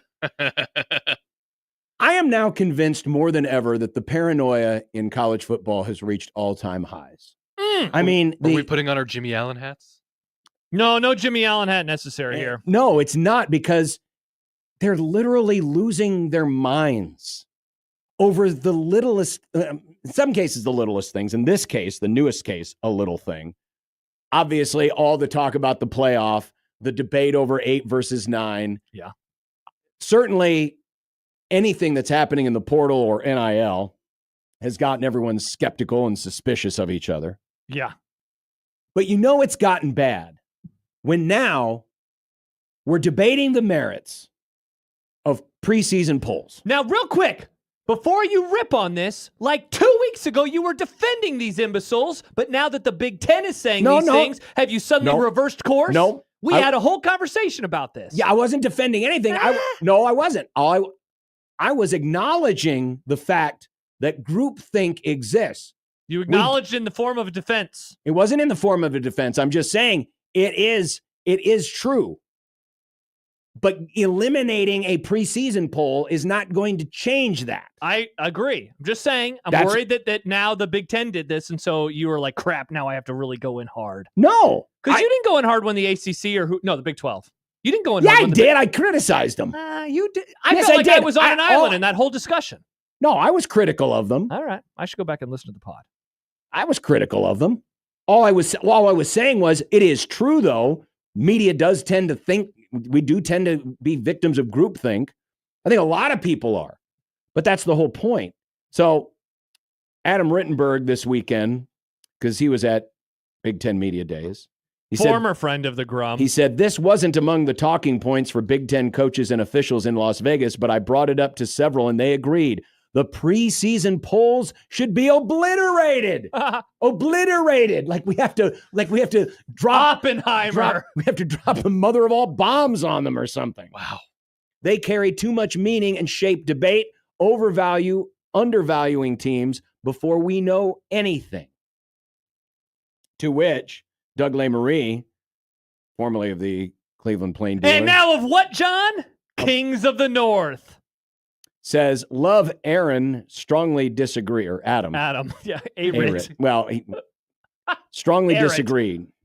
Polls aren't for teams and coaches. They're for fans and history. If the sport is completely thrown off by a few sports writers making educated guesses to provide a little context, well, then your sport needs to get its stuff together. That's what and then Doug immediately said, and if the AP gets rid of theirs, we'll immediately do one of our own and we'll poll people just like Doug has taken it upon himself over the years to poll the Big Ten. Which is what you and I have been arguing for years. Like, in the end, do preseason rankings mean anything? No. But why do I like them? Because they help tell a story of college football. Mm-hmm. They help tell a story of college football history. We have not done this exercise yet because the AP poll's not out. But when that makes its appearance in 3 weeks, we will take a look at it and say, hey, what are the most likely teams to fall from the top 10 to unranked at the end of the year? Because that always happens. Sure. And who's going to go from unranked to top 10? Because that always happens. That's why they're good. They're important. They help tell a story. They help shape narratives. And I guess the latter is why people like or dislike it so much, right? Because it helps shape narratives. But I like it because it tells the story of the history of college football. Well, it does. But this idea that they have an inordinate effect on the end result, have we ever not had a national, or excuse me, can you think of a team that was disrespected by the polls early in the season who wasn't given a shot at winning the national title? In terms of... I'm just saying, I mean, if this is doing such a disservice, when did it do its biggest inservice? When did the lack of a team getting into a preseason poll or having to take the long claw up the ladder. When did that affect their ability to win a national title? And yes, I know, group of 5 teams or group of 6 teams, Sure. they don't win them because they don't get the access. That's a different argument. Yeah. But I can give you one example. In the BCS era, in 2004, Oklahoma started number 2, USC started number 1, Auburn started 17. They all finished undefeated. Auburn was boxed out. But that was because there was 3 undefeated teams. Well, yeah. And I guess if you want to make the argument, well, if they would have started number 2, Josh, and Oklahoma would have started number 17, then Oklahoma would have gotten boxed out. So the SEC got screwed. And that's the last time until Alabama last year. So, but I don't use that to say, yeah. It was a different era of the sport. Yes, now I just don't think that it affects it. And see, this is wild. Cats are funny. Who doesn't like the playoff stuff whenever we do it, by the way? Preseason polls are dumb, and there are no reason to keep them. For example, a 0 and 1 team should never be ranked, no matter how good people think they are. Like, okay, that's fine. But let me say this. Let me go back to the first part, because the second part's wild. Yeah. The first part, preseason polls are dumb, and there's no reason to keep them. Let's pretend President Trump comes down because he's already trying to fix college football, and he says, I fixed college sports again.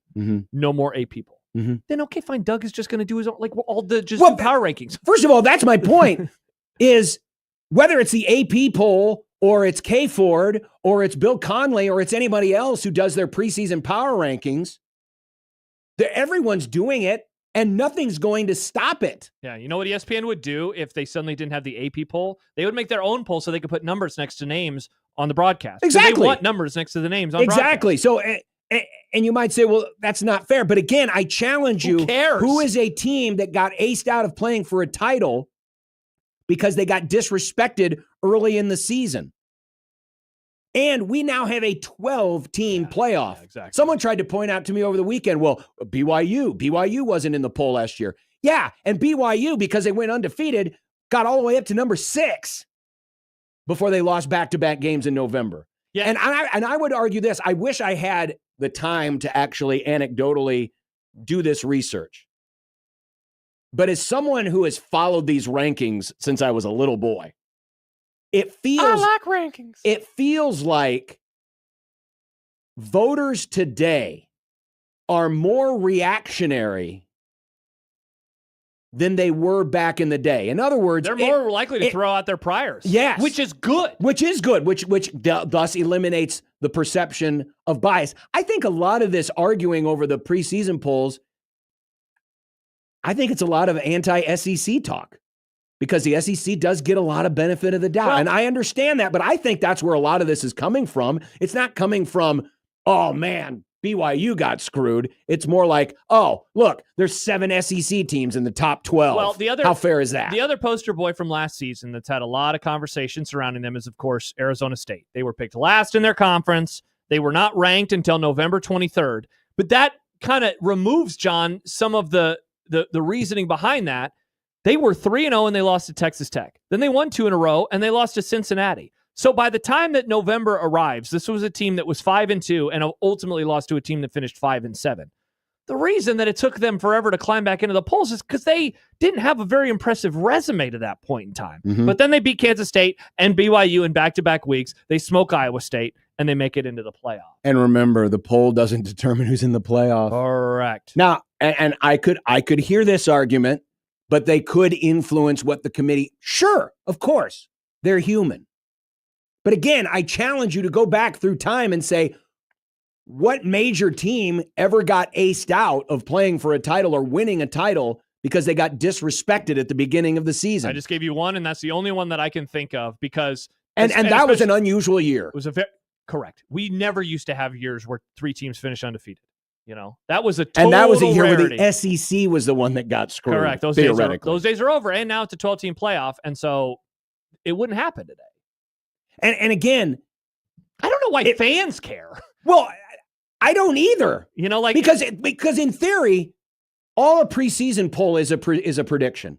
We all do predictions. Correct. All it is a talking point for the offseason. I mean, if you're really concerned that discourse and polls and predictions have an unbalanced effect on the perception of a team and it carries throughout the season, then, and I don't say this because I'm joking about never talking about football, but honestly, don't talk about the sport. If you're that worried, we shouldn't be ever talking about the sport in the offseason, because if we talk about Texas in April and, oh man, have you seen that Texas situation? They got no quarterbacks left. Their pets' heads are falling off, all this other stuff. Rats. Bevo's dead. And if everyone's talking about it, that's going to have an impact on how Texas is perceived. So really, we don't just have to get rid of the polls. We got to get rid of all the offseason talking, because any of that offseason talking is going to shape how people look and think about a team heading into the season. And I know you don't want that. I don't want that. No, it's not. And if you don't like the polls, then don't pay attention to them. I really don't think it has that big of an impact. It doesn't. I do not think the committee, I don't even think the committee is affected by them. I don't think they are. I don't think it affects them. Why would it? Why would the 8 people affect them? I mean, honestly, because remember, by the time we get to October, they're doing their own survey. If anything, the AP reacts to the playoff committee more than the other way around. If anything, you could say that the way a team is covered, who gets the most time on game day or on Fox Sports pregame, can have just as much of an impact on how a team is perceived than a number next to their name voted on by 70 drunk sportscasters and sports writers. Drunk? Yes. They could be high. They always drink. It's in the bylaws. They have to drink at least 5 scotches before they vote. Hell yeah. That's a lot of scotches. But it's just, and again, and I don't know if Rittenberg or anybody else asked coaches in the SEC or the ACC or the Big 12. He was just giving an anecdote of what he talked about with Big Ten coaches. But now Big Ten coaches are, first of all, they're out on the committee. The committee's rotten. They're terrible. Now they're out on preseason polls. We can't do this. Why are we so paranoid? If you're that damn great, you shouldn't care. People love being paranoid. Mm-hmm. The sport is getting so weird. It's gotten so weird. It's been so weird. It's weird for weird reasons, not fun reasons. By the way, you mentioned earlier the maturity level of the program on Sportsmanlike Conduct used to be at a higher level. It was. Within moments of each other. I got a tweet from Kevin and a text from Michael about shirts involving cocks and beavers and how they never did those back in the day. No. They never did. Michael said we had beaver eater matchup t-shirts at the World Series. Beaver eaters. What does that even mean in the context of Why baseball? can't we do that kind of fun stuff? Because Nick, he won't allow it. Oh, Gen Z. You suck, Nick. It's not me. It's the algo. The algo would hate it. No, I don't think the algo would care. The algo wouldn't care. We're giving away Beaver Eater t-shirts at the College World Nick, we're not Series. giving away a YouTube. Here is one YouTube. But you're on the YouTube, and the YouTube won't like it. We should start giving away YouTube subscriptions to 1620 The Zone. Yeah. But like it's a prize. Oh. But then it's just a QR code. Hey, friends, if you would like a free subscription to our 1620 The Zone YouTube, go to youtube.com right now, search 1620 The Zone, and hit the subscribe button. Wow. And you can turn on notifications so you'll know when it's awesome. I wake up every morning and I have a notification on my phone that Gary and Matt started. Could we get a special notification for any time we talk about the cocks or the beavers? Nick, let's see if we can work that into the algorithm. See if I can work that out. Thank you, Nick. Because tomorrow we will be spending time talking about the South Carolina Gamecocks. We will indeed. On tomorrow's Grum. Is it their announcer? No. Oh. That's cool, though. Wow. I said that's cool. Sounds so disappointed about our guests. They're taking their time out of their day. I can't wait to join us. chat with him or her. It's going to be a great time.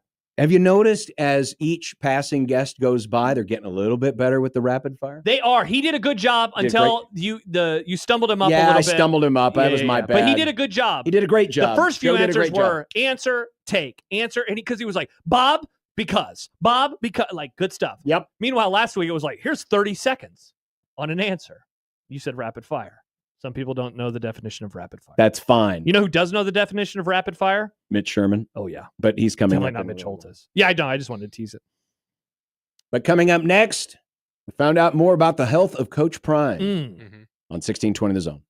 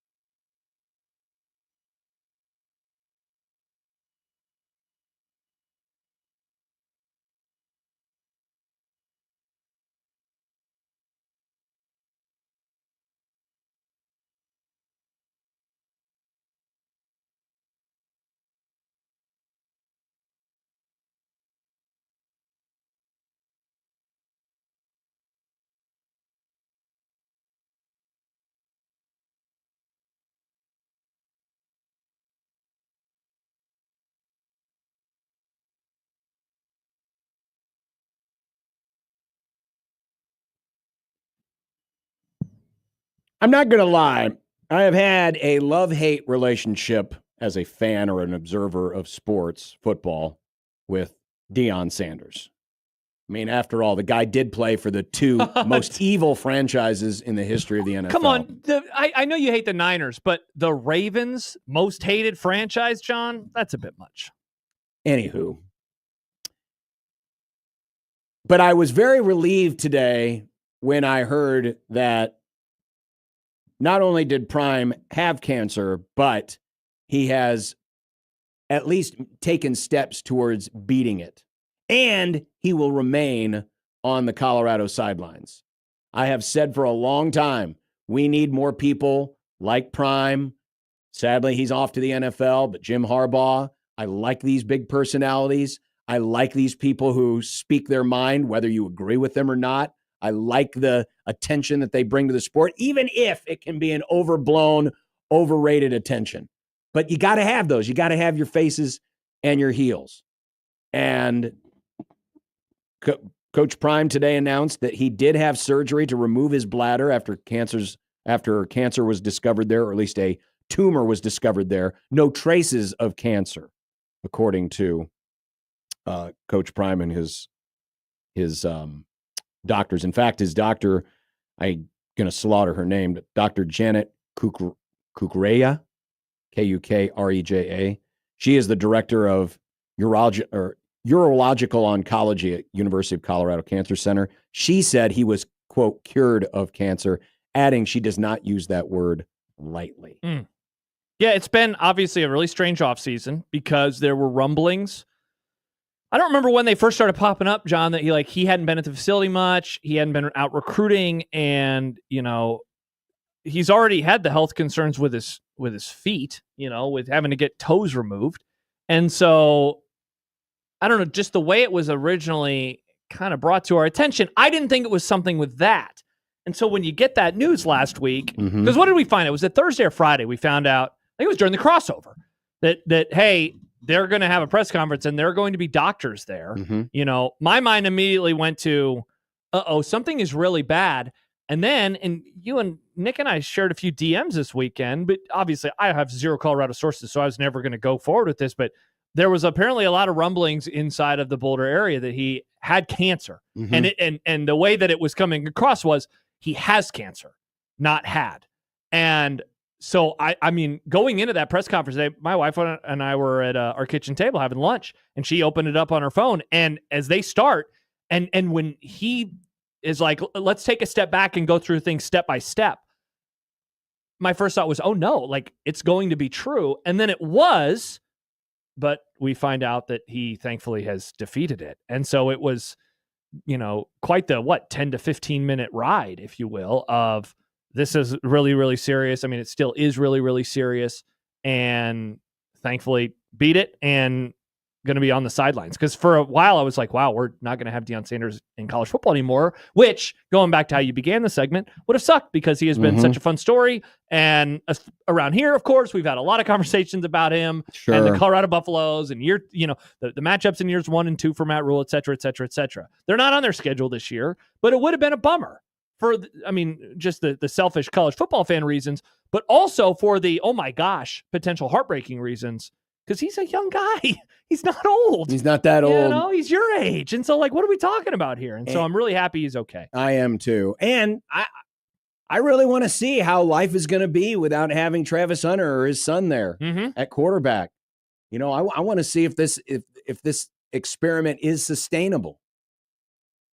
So I was very relieved because I saw, and there were a lot of folks trying to engagement farm with their tweets, and you never know what sources are legit and what aren't. But trying to make it out to be that it was going to be this or it was going to be that and it was going to be bad. And I'll admit, just based on the timing of everything, I thought, well, we might not get very good news, but all things considered, we got good news. Because there was a report, I can't remember when it was probably around Big 12 Media Days a couple of weeks ago, that there was a quote that I had seen that was things are just not very good right now.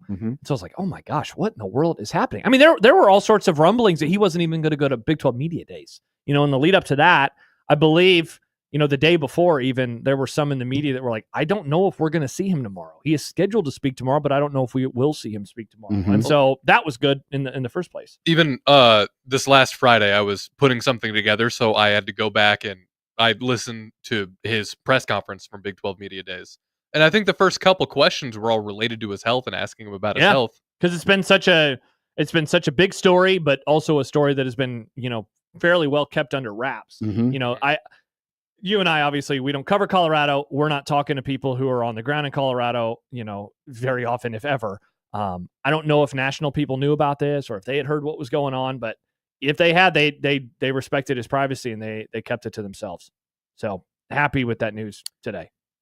Meantime, no trade, but Jed Hoyer predictions point has been given a multi-year extension with the Chicago Cubs, according to Jesse Rogers, former friend of the Grum, ESPN.com. His contract was up after this season. Interesting timing, given that we're less than 3 days from the trade deadline, and the Cubs have yet to make a move. Granted, there haven't been a ton of moves yet, though the Tigers did trade with the Twins today, I saw.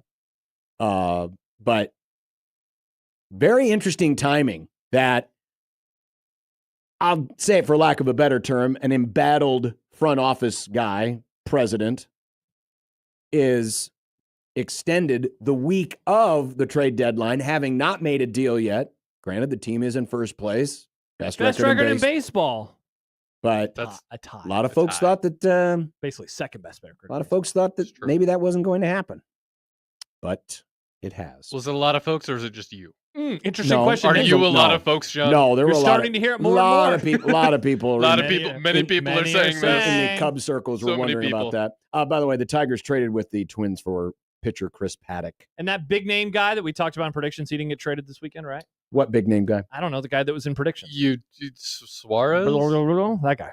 Remember? No, he did not get traded. Diamondback? He is still with the Arizona Diamondbacks. And the Royals won on Sunday. Predictions point for your boy. They're a good Sunday team. If the Royals were in the NFL, they'd be undefeated because they always win on Sundays, except for the time Can you name the one other prediction point you got? No, is that it? I got 3? Damn it. I got the Lewis Hamilton one right. I should have done Bubba. I always think to go with Bubba, but Me then too. you always get so triggered when everybody... I don't get triggered by it. It's just usually a bad pick because... Not anymore. Well, he fluked his way into another win. He won. Didn't he start in like 17th or something? Wow, that's not fluking. No, he started in the second row. Preseason race polls. They need to get rid of those too, John. Yes, they do. It's too difficult to climb all the way back up.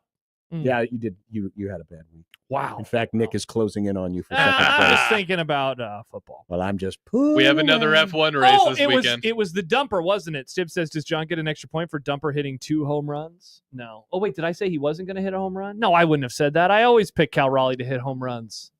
Go Cal. I could say, would Biff Schwartz hit a home run? Oh, yeah, absolutely. Wait, what are you being critical about? That I like home runs? No, that it's important to score runs in baseball, John. You're just you easy. Know what you're talking just about? Easy to please. Easy to please. Yeah, easy. Shout out to me. That's a good thing, right? Let's see. Rather be easy to please. Did you have Cal Raleigh hitting a home Of course run? I did. I like home runs. Please me. Beatles. You did not. Oh, you were tough the only. look. You were the only one that didn't. Wow. You wrote it down wrong. No, I didn't. I thought you knew ball. I do. The only other one you got, congrats on the Toronto Argonauts. Hey, I know ball. They covered. I got covered that against the Blue. I think I got that one. You too. did get that one. Nice. Golly, Nick's closing in on me. Well, it's almost football season, so I don't really care. Oh, anyway. Ready for football, and I'm ready for Mitch Sherman. Football. And I'm ready for Mitch Holthus. And I'm ready for Michael Severe. That's 3 more football guests. That's also 3 more M's. Every guest now is football, Nick. Every guest, except for Mike Farron. But even he talks some Bears every now and then. It's because you force him to. You hold a metaphorical gun to his head. I would never hold a metaphorical gun to anyone's head. Or a real gun. Well, I don't like guns. No metaphorical guns will be used in the shooting of this next segment. Nice. Mitch Sherman of The Athletic joins us next on day 1 of Husker training camp, 1620 The Zone.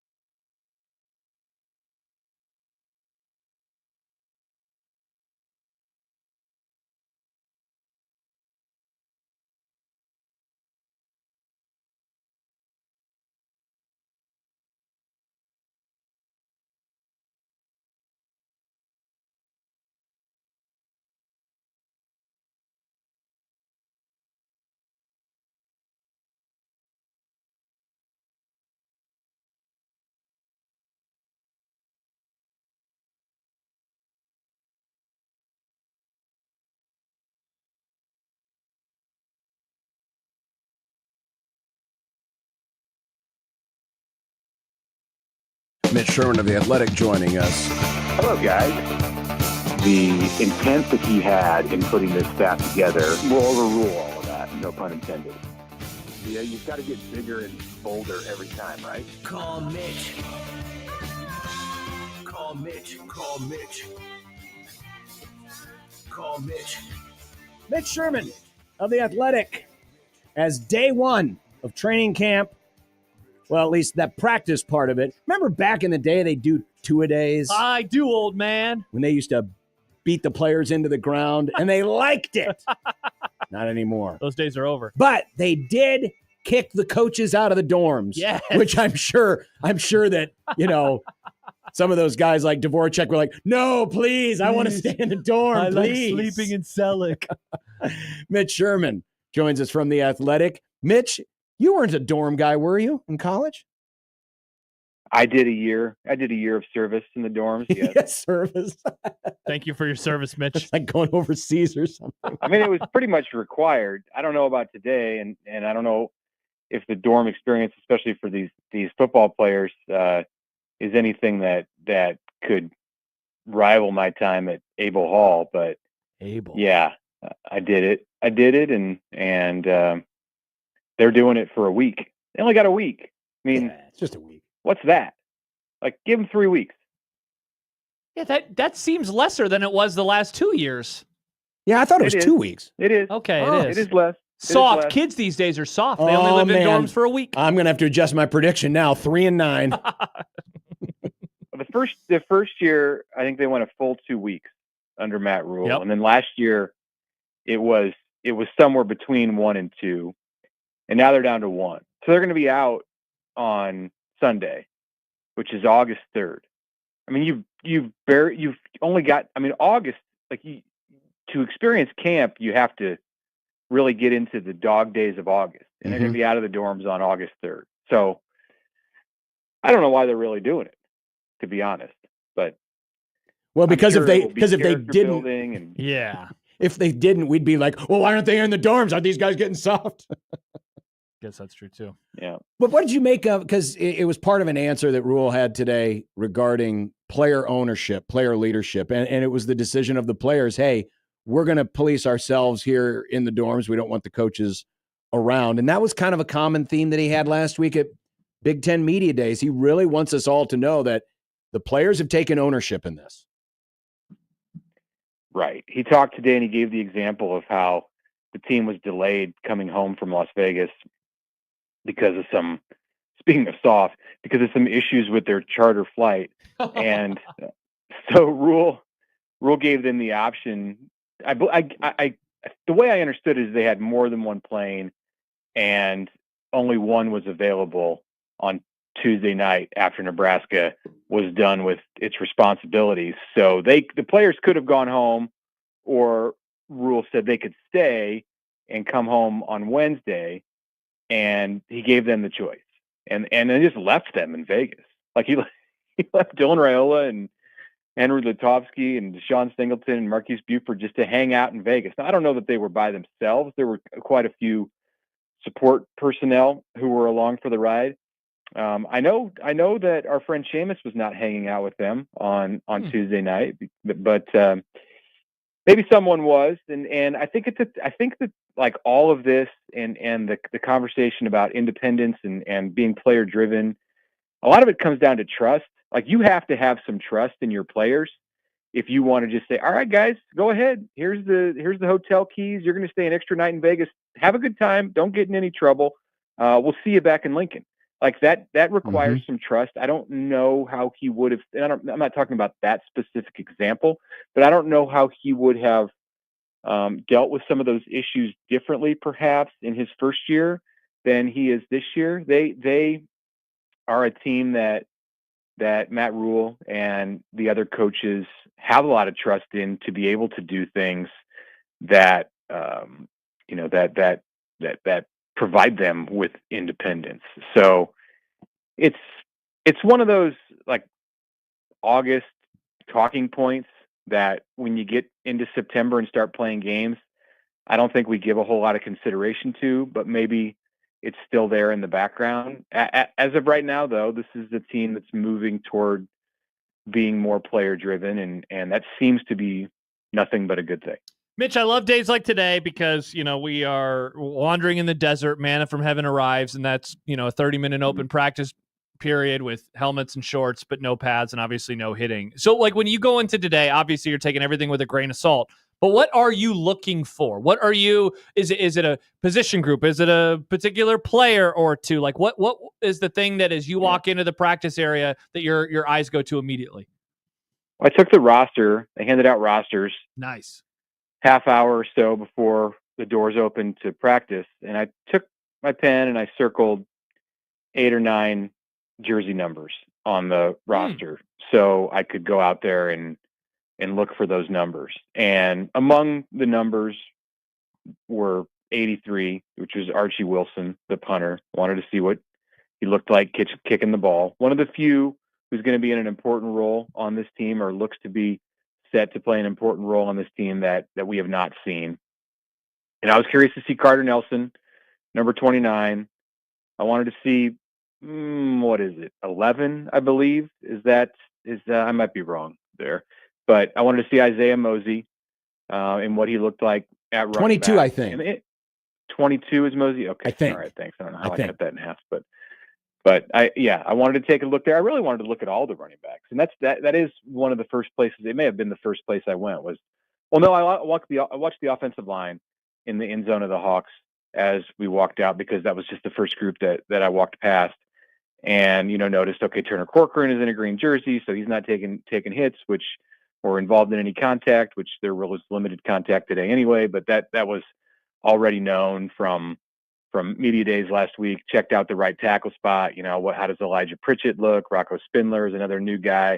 Watched those guys for a minute, and then I went over to the running backs, and I was curious about the order through the line that those guys went, and that's not like any kind of a secret answer to what the depth chart is, but generally they line up by their seniority or depth chart. If there is such thing as a depth chart right now on day one of camp, which there is. I mean, the players understand, they know.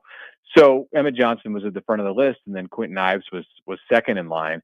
And it wasn't like the first or second rep that I saw Quentin Ives go through where he kind of pulled up and did something to an ankle, and then he had to spend the rest of at least the time we were out there riding the exercise bike. So it's not really what you want to see when you're already somewhat unproven and thin at the running back spot. Jamarian Parker was not out there. He's still dealing with some issues that cropped up in the spring, I believe. So you got a wide receiver who's come over. You got untested players, someone who in Ives who stepped up in the bowl practices and in the bowl game even.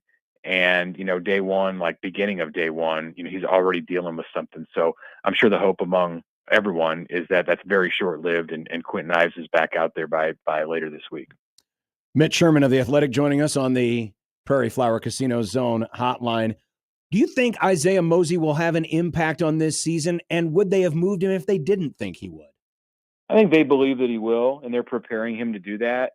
I think he has more of a chance, or just as much of a chance, to have an impact at running back as he would have at receiver. And, and I think he would have had an impact at receiver. Like, Nebraska is going to play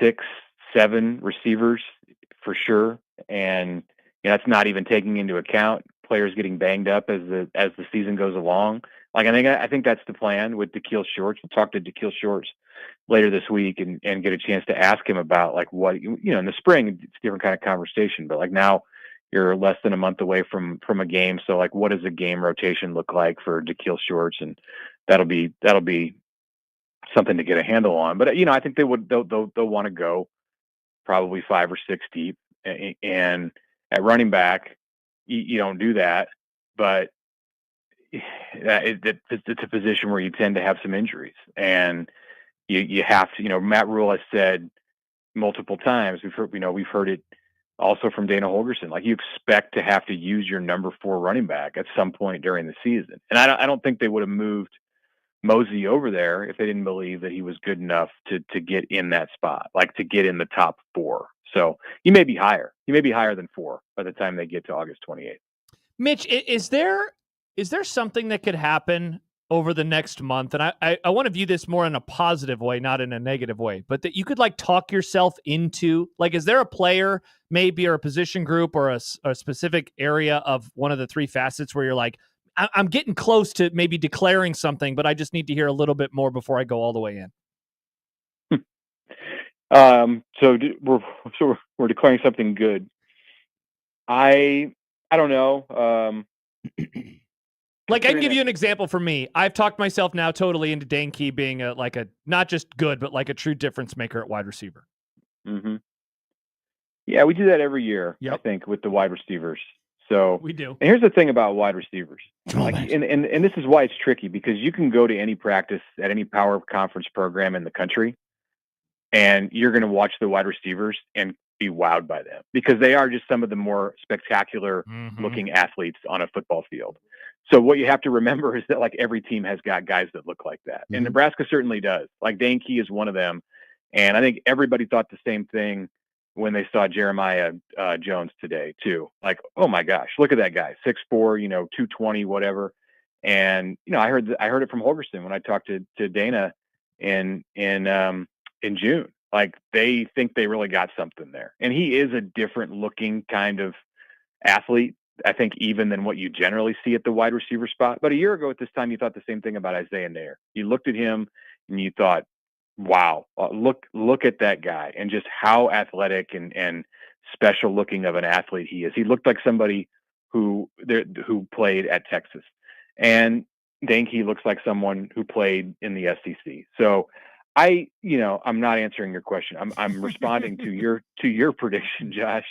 I think you have to be careful about the wide receiver spot, because really those guys are at every big program in the country. Cincinnati's going to have some of those guys too, being a Big 12 program. So if you were to compare Nebraska's wide receivers to everybody else, and then you came out and you said, yep, they're different looking, then you'd be onto something. And really the only time that happens is if you go to like Ohio State. Like, Jeremiah Smith, yeah, he's different. He doesn't look like the rest of the wide receivers in the country. So I don't know. I might go to the D line. Like I feel like it's possible that I'll like form an opinion about the D line as we continue through August, and like talk to Terry Braden and talk to John Butler and hear more from Matt Rule and a couple of those D linemen. Like, I'm not sure at this moment. We heard from Cam Lenhart today, but I'm still not sure at this moment exactly like how I feel about that group and what I'm expecting from them in the opener, or at least like the opening 3 games. But I hope that on some level, like, I have a better idea by August 28th. Mitch Sherman of The Athletic, speaking of that defensive line, a guy who seems to win every contest walking off the bus. We heard about it in the spring. I saw some of the correspondence today about Williams Nwaneri. Was he one of those guys that you were looking out for as Josh loses his mind over here? Yeah, he was 96 and 97 on the D line. Like, you have to go check those guys out every time you go to practice. And for anybody who's listening and might be buying a ticket to go watch on Saturday night, like, yeah, okay, look at 96 and 97. They are, as somebody who was standing next to me at practice said today, like, you can tell who the guys are that are getting the rev share money. And that's a couple of them right there, undoubtedly. Like, Nebraska might be paying, I don't know, I want to ask Troy Dannon about this, or Pat Stewart, or maybe Matt Rule, but like exactly how many players they're, maybe they won't say exactly, but like roughly how many players out of the 125 are getting rev share money. Like, my thought in my head right now going into camp is it's like 40. It's certainly not the whole thing. It's not like all the guys who, are on scholarship or would have been on scholarship in the old days with 85. It's not that many. It's pretty close, or slightly less, I think, than that 53 number, which Matt Rule laid out earlier this offseason, as far as like the guys that you would equate to being like on the NFL active roster as they get closer and closer to structuring their roster like an NFL style roster. And definitely those two are on there. So I kind of put the two of them together because they're in the same class. They play the same position. They've got some of the same kind of some of the same kind of makeup physically, and and then they kind of get grouped together, like when people have conversations about like Nebraska's high end potential at that pass rusher spot. So Cam Lenhart talked today about Davis, Keona Davis, and then I asked him about Winery, and he kind of smiled and said, yeah, like he's going to be something special. But I don't know that they like see it right now. I don't know that they're like, if they played tomorrow, if they would expect that Williams Winery was going to go out there and like make a huge impact. Mitch, Archie Wilson being able to punt with both legs, is that like just like a fun, weird story, or is it something you think ultimately is going to, like, I guess, what is the benefit of being able to do that? I guess I wonder.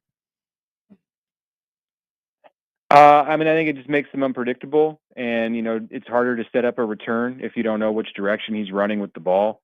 You also really have to be wary of the fake, because as Matt Rule said, he can. I don't know if some of this was gamesmanship or what, but like he made a clear point to talk about how well Archie Wilson can run and throw the ball. So he did. Like, how much is he going to throw the ball really? Like once? Like after you do it more than once, I don't know. He's a punter, but it'll be out there in the minds of Scott Satterfield for sure. The Cincinnati coach is like, you can get a little bit into his head, I think, with comments like that. So yeah, it's unique. Well, not entirely unique, because Jackson Ross, the guy that Mike Eckler had at Tennessee the last 2 years, he also could do that and kick with both legs.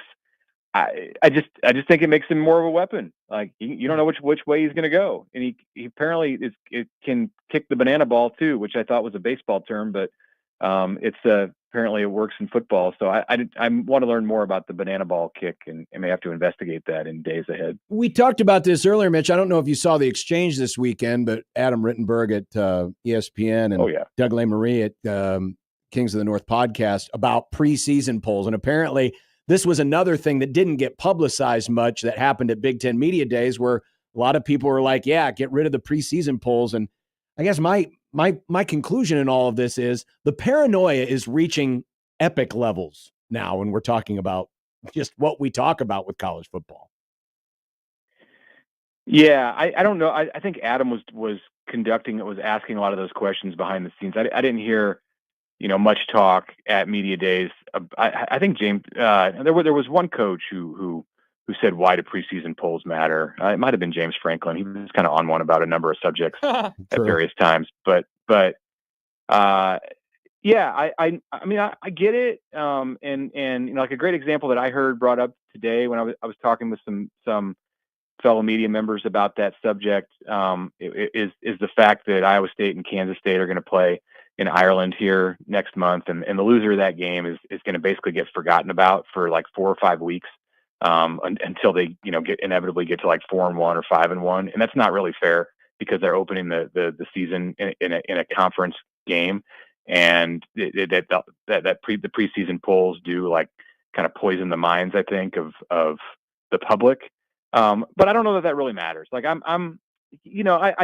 Adam is like one of the best thinkers in all college football, and I like his line of questioning there. But like I also kind of like the idea of having preseason polls, just because they provide some kind of context. They give you like some guideposts. Like at Nebraska, they're unfortunately riding a losing streak of 27 consecutive games. They've lost 27 consecutive matchups against ranked opponents, and that's historic in a bad way. And you'd like to be able to know when that streak ends. And if the rankings don't come out until October, and you beat a team that would otherwise be ranked if they were actually rankings in Michigan on September 20th, like it does away with it would basically do away with that stat.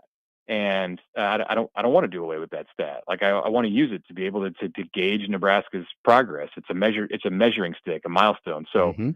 And that's really what the rankings are. And they're there to provide conversations. And I think we would kind of be lost going through, not lost, but like there would be something missing in going through this sport in the opening weeks of the year if you weren't able to say, hey, it's a top 5 team, it's a top 10 team, whatever. Mitch, your colleague at The Athletic, Scott Docterman, had a really interesting story today about, I'll just read the title of it, how the Big Ten rallied around a CFP plan the rest of college football isn't sold on. And it had a quote in there from Batiti on Thursday, where he said, he basically, hey, why are the coaches in sync with you? He says they're in sync with the plan because they helped create it. They were involved in the very first conversations. I wonder how that quote landed to you, because I'll be honest in assuming that this was like a Petiti brainchild and not so much a coaching brainchild. Yeah, I was familiar with some of the conversation between Scott and the commissioner, having been with Scott and talking with him quite a bit during the 3-day event. I don't know like what went into that question or the answer or exactly what he meant by that, other than to take it at face value. And I guess I didn't give it a whole lot of thought. I wasn't like under the impression that it was just Petiti who came up with it. And I also hadn't considered the ramifications of the coaches being involved. I think they just have discussions, and there are group conversations that take place with the coaches. Sometimes the commissioner's involved, maybe other times he's not.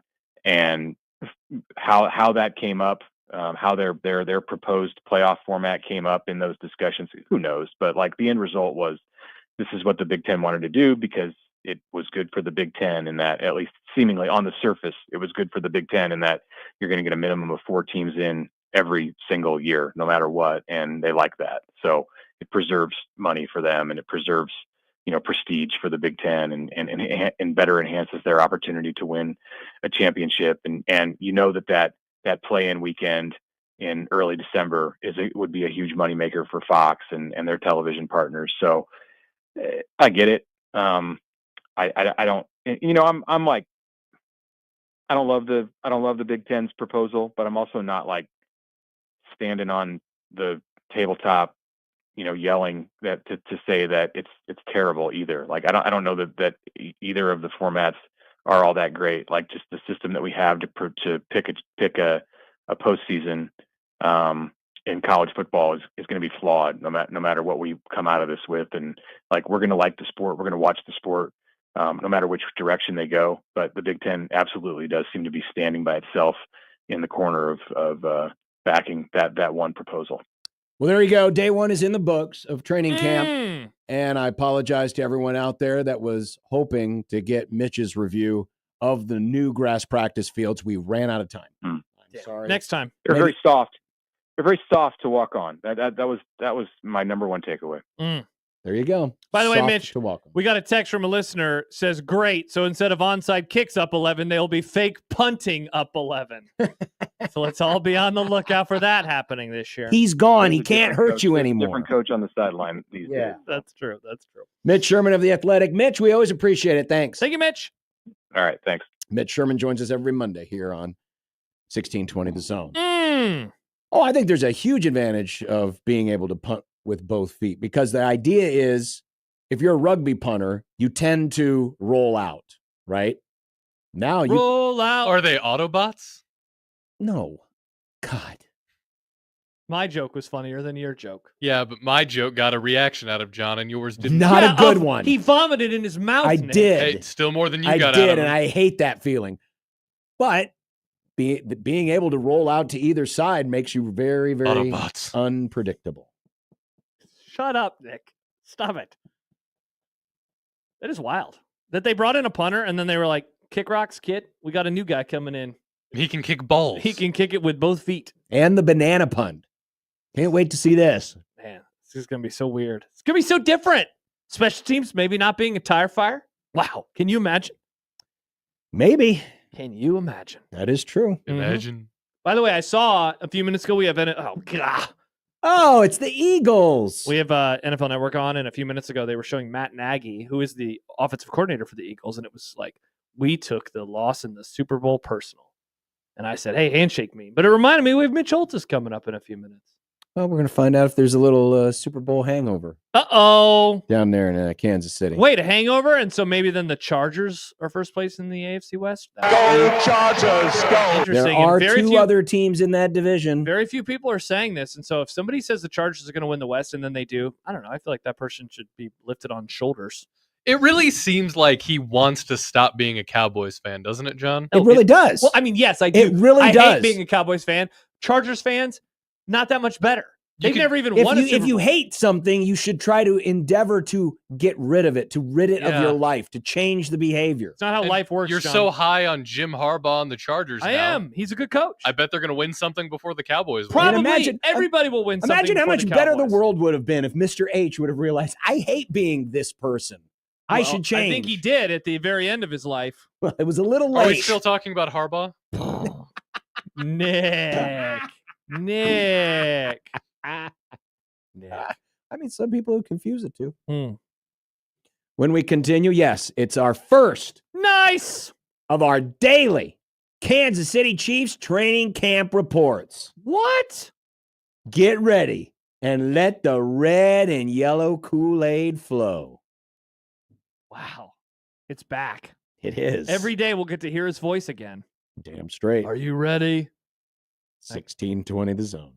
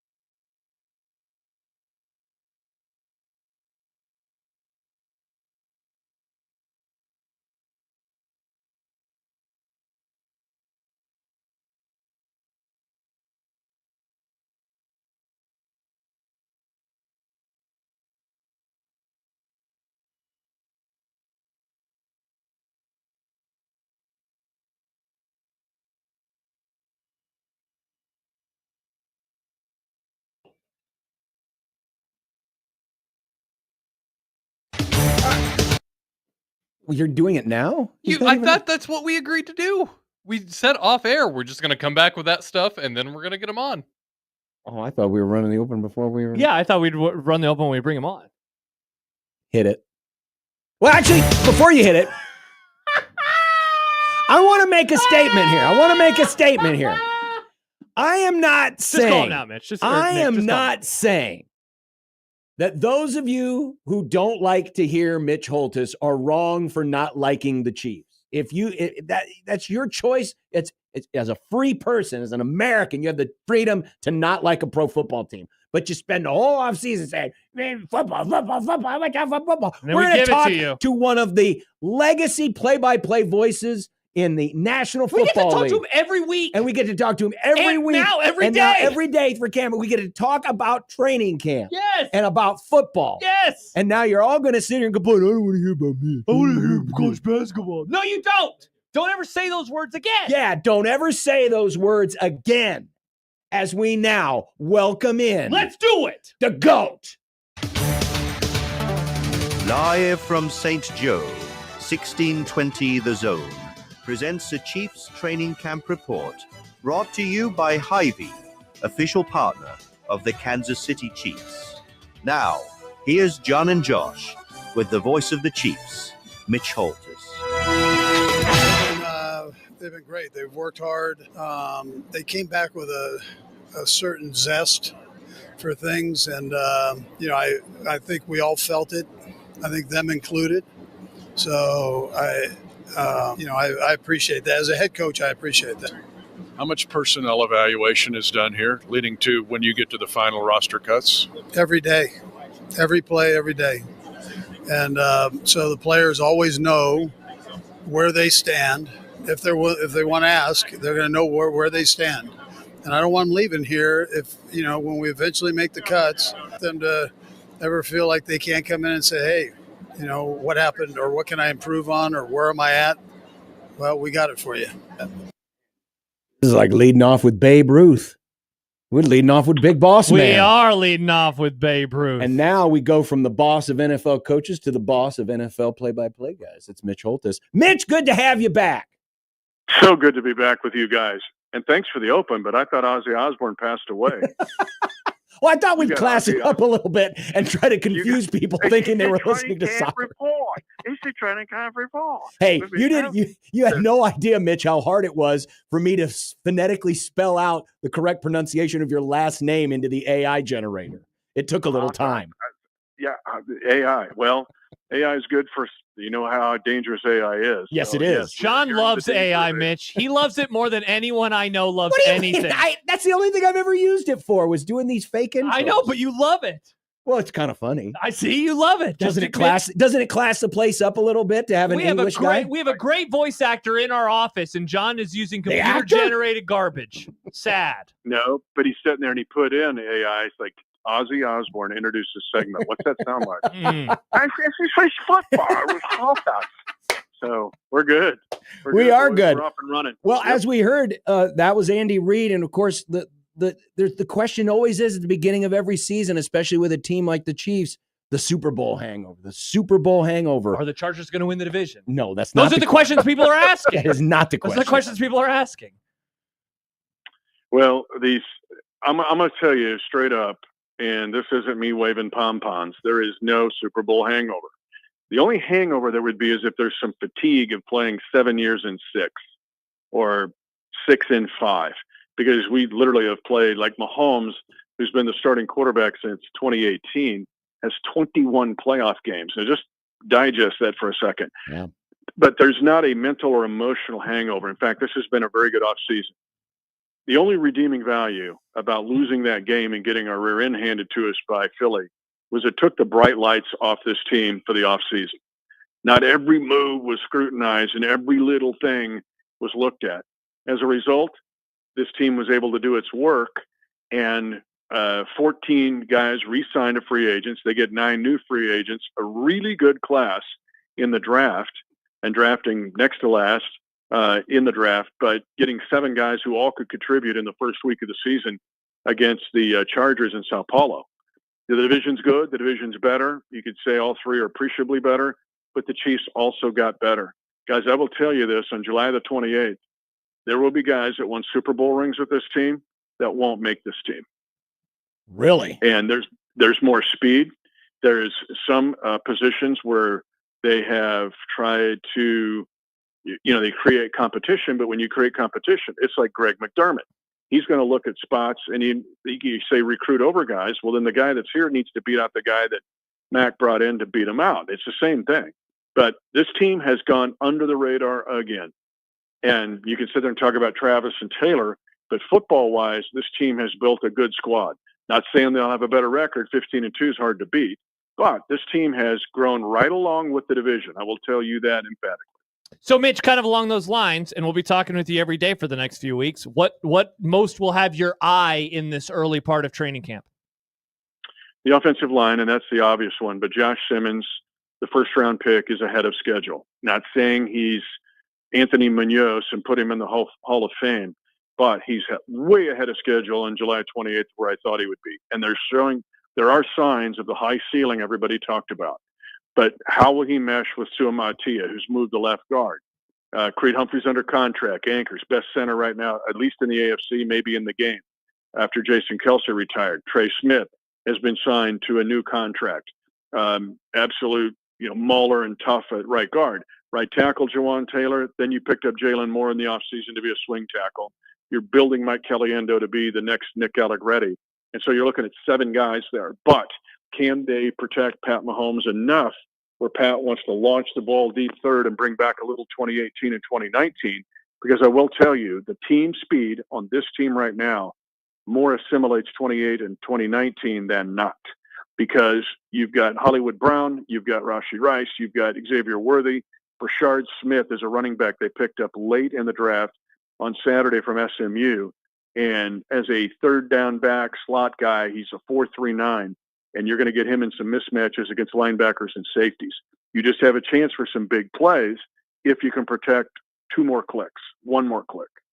Mitch, I asked this question because you just mentioned Trey Smith. On behalf of those who might be in this room who are fans of teams that have a really bad front office when it comes to re-signing their players. I hate you. But Trey Smith, you mentioned, contract extension. George Karlaftis, they got a deal done. Cool. What's that like? Is that the question? No. The thing I was thinking about, though, is I can't remember the last time I remember a public feud between a Chiefs player and the Chiefs front office. I mean, it seems like when it's time to get these things done, they get done. What is it about this front office that allows them to avoid those ugly public contract negotiations?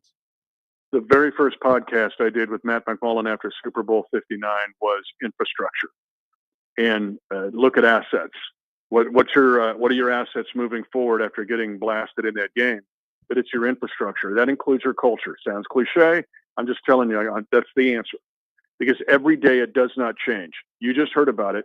Coach says, if a guy gets caught, we're going to talk to this guy. And there will be nothing, no secrets.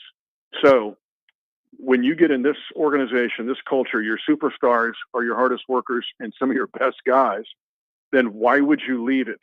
If you can get a deal worked out and it can work under the cap, and Chris Shea's really brilliant in being capologist guy, you don't want to leave this culture. Others have and wish they wouldn't have. And so Kelce didn't leave. Remember George Kittle goes, man, you could break the bank. I mean, you're the best tight end in the game. He goes, I'll be okay. I'm making good money. Why would I leave all this? Well, now Kelce's making more money than anybody, including a podcast that's worth like $2 jillion. Well, if you leave it, there's a risk. Now, sometimes guys don't have a chance. We're not going to re-sign you. You got to move on. But if you've got a choice and the money works out, they want to stay. And it has been a long time since there has been an acrimonious situation, really probably with Chris Jones. In the opening game, he held out of the opening game of 23 and 21-7 loss to the Lions. That would be it. That's the last time, and maybe the only time in a span of about 7 years. So it's very rare in all of professional sports what's happening here, but it's infrastructure and the way they do business every day. Daily Chiefs training camp updates for the next few weeks with Mitch Holthus, the voice of the Chiefs, brought to you by Hy-Vee, official grocery partner of the Kansas City Chiefs. Mitch, as you say goodbye, could you say hello to Stibbs? He is listening out there. He's already communicated with us how happy he is to have you back. It is so good to be back on the Birds of Capistrano. Now, We've had Omaha fans come up almost every day. I will try to feature them as much as I can. Good. They're coming. Yep. Yeah, it's fun. These are families that are making vacations, so it's really cool. And if I had Babe Ruth today, do you want Lou Gehrig tomorrow? Yes. You're going to get him. Does that mean Lou Gehrig and Ozzy Osbourne? You don't want to miss it. Does that mean my Mahomes coming back? Oh. Ooh. Stay tuned. We'll have to wait. Stay tuned. Have to wait until tomorrow. See you, boys. All Bye, right, Mitch. Mitch Holthus, brought Bye, to you by boys. Hy-Vee here on 1620 The Zone. See? Yes, Nick? You get good information. Even if you don't like the Chiefs, you get good information. You get to listen for some of these names. Because how many times have we had this the last few years where he's mentioned a name in these training camp updates, kind of coming off the radar, and then all of a sudden you're watching week 1 or week 2 and they're playing your team. It's like, who the hell is that guy and how did they find him? What do you have to say, Nick? I think I have an issue comparing Patrick Mahomes to Lou Gehrig. Well, yeah, because of the obvious, like, he died thing. Yeah, Well, the whole Babe Ruth's disease dead thing. too. Yeah, but there's no He didn't Babe die- Ruth disease. Yeah, he didn't die of his own I disease. mean, that's just alcoholism. Wow, Nick. Babe Ruth was an alcoholic. That's well known. I want to point out It's to equate the greatness of Lou Gehrig, the greatness he was of Babe good. Ruth, Yeah, the greatness He had of the Andy most Reid, games the started, greatness most of Patrick consecutive starts Mahomes. ever before Cal Ripken came along. I've thought about this a lot. What? And I understand that Lou Gehrig was an incredible athlete, but Wow, are you about to butt Lou Gehrig? only associate him with the disease. Full I question. don't. What do you associate Lou Gehrig And I with think it's more, because the I was baseball or to the disease? Number Born 4, so New much York farther Yankees. away. I mean, than- I was too. I think of him as a baseball player. It's because you didn't get into baseball until later in life. Maybe. If you would have been a young boy into baseball, balls and bats, you would probably have been like, hey, that's a baseball player, not the guy who died. I want to point out, by the way, our first bit of Chiefs fan, the media disrespecting us of the year. It has already began. Yes. Shout out to sad Husker fan. Chargers are picked every year. So I decided to go and look at the ESPN.com predictions from last year just to see, like, and look, I can't find every prediction last year. The Chiefs were listed as the second best team going into the NFL season. The Chargers were listed all the way down at number 18. The Chargers are not picked to beat the Chiefs every year. We need to stop and curb this as soon as possible. That said, the Chargers are going to win the AFC West. You heard it here first.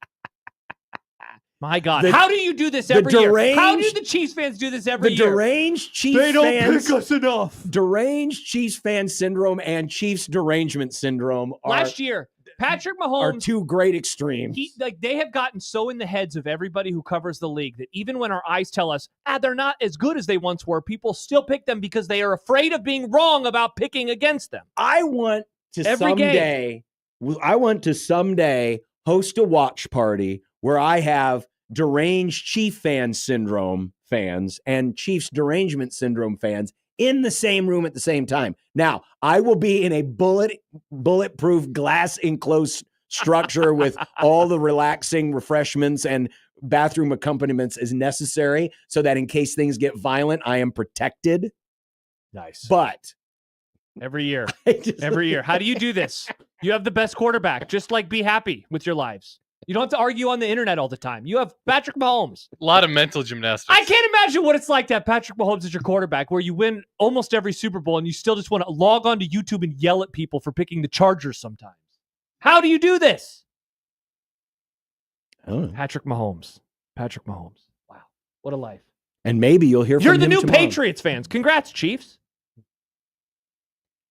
Except I don't remember the Patriots losing the Super Bowl twice in blowout fashion. They did not lose the Super Bowl twice in blowout fashion. They did By the lose way, Super Bowl 3 times. before we go to break, what do we got? I did want to get to this. We haven't done it in 2 weeks, but it's time for Rocky's Bottom. Oh, Look at this, Nick. You're 5 games up on the 1916 Philadelphia A's. You have a 5-game lead on them for the worst winning percentage of all time in modern baseball. Now, you still have a worse negative run differential. But you got more dubs. But you have more dubs. So Congrats. The light is getting brighter. You can thank that easy Cardinal team for all your success. Wow. So we begin the segment with Nick and the open snafu, and now we end the segment with the Rockies being bad. They're bad, but they're not as bad. It's hard to be. And aren't you happy? Happy with the Rockies for this when they did get blown out by the Orioles, the 2025 Orioles, 18-0. Nick, you're not allowed to say that about a team because you are that team. You are the team that. Yeah, but the Orioles are bad. Yeah, yes, but the Rockies are among the woke. Right, and now we're the bad team. But you're still 5 games up on the A's. It's July 28th, and you just realized you're the baddies? It's not just realizing. It just feels bad for a bad team to get beaten by another bad team. Are we the baddies? I don't want to be worse than the other bad team, but we are. Yeah, duh. Yes, your record, Nick. You know what? You two can continue arguing off the air because we need to get to break so we can hear a little Matt Rule. Matt Rule, yeah, you cut up all that audio and made Nick upload it, so we better get to it. It's true. And then Michael Severe. Husker coverage first. Wow. After the Chiefs. Wow. On 1620 The Zone.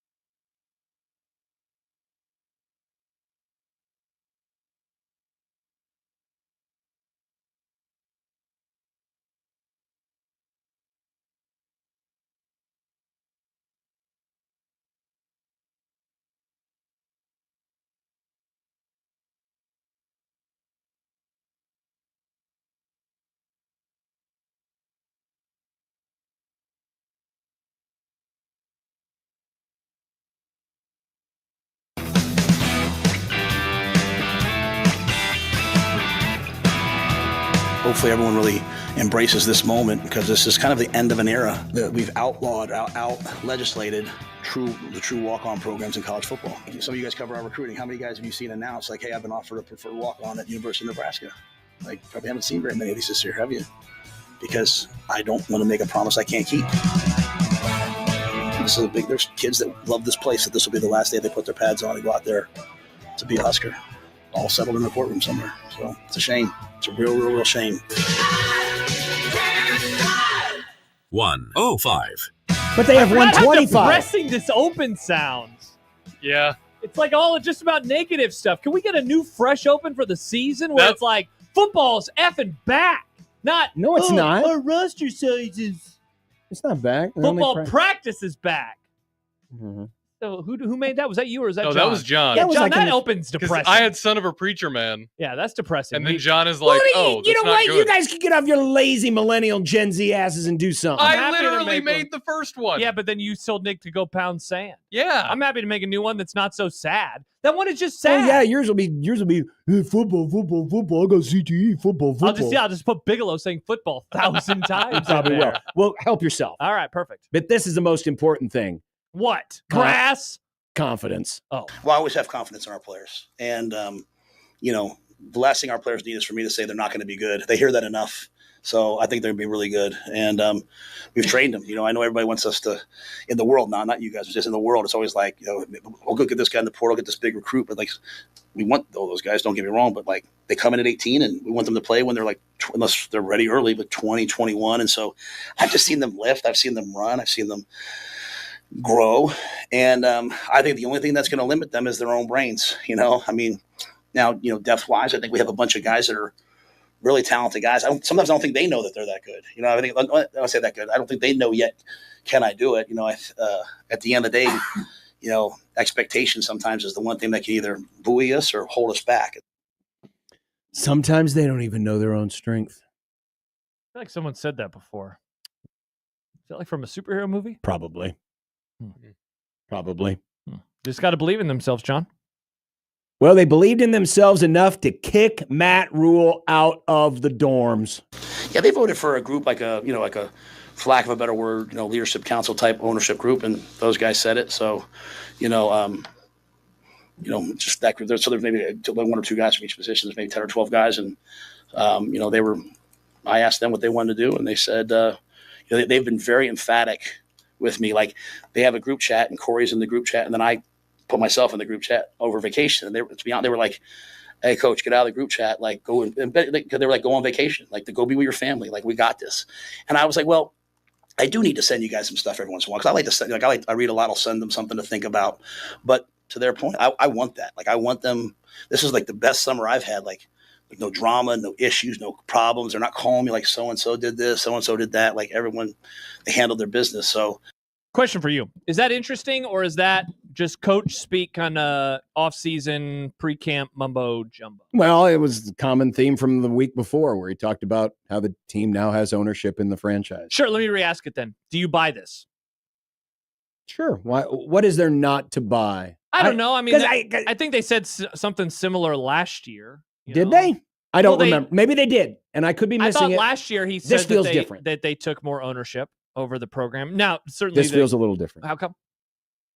Well, because he's emphasized it several times, how much the team has taken ownership in all of this. Hey, listen, if it doesn't go well, then we can all point back at this and say, well, maybe they shouldn't have had ownership in the first place. And there is only a degree to which the players would be allowed to take ownership in a Matt Rule run organization, because Matt likes to control things. That's fine. Yeah, that's fine. That's his way to do things. For sure. But he does like to control things. That's true. I believe him. Okay. Wow. What?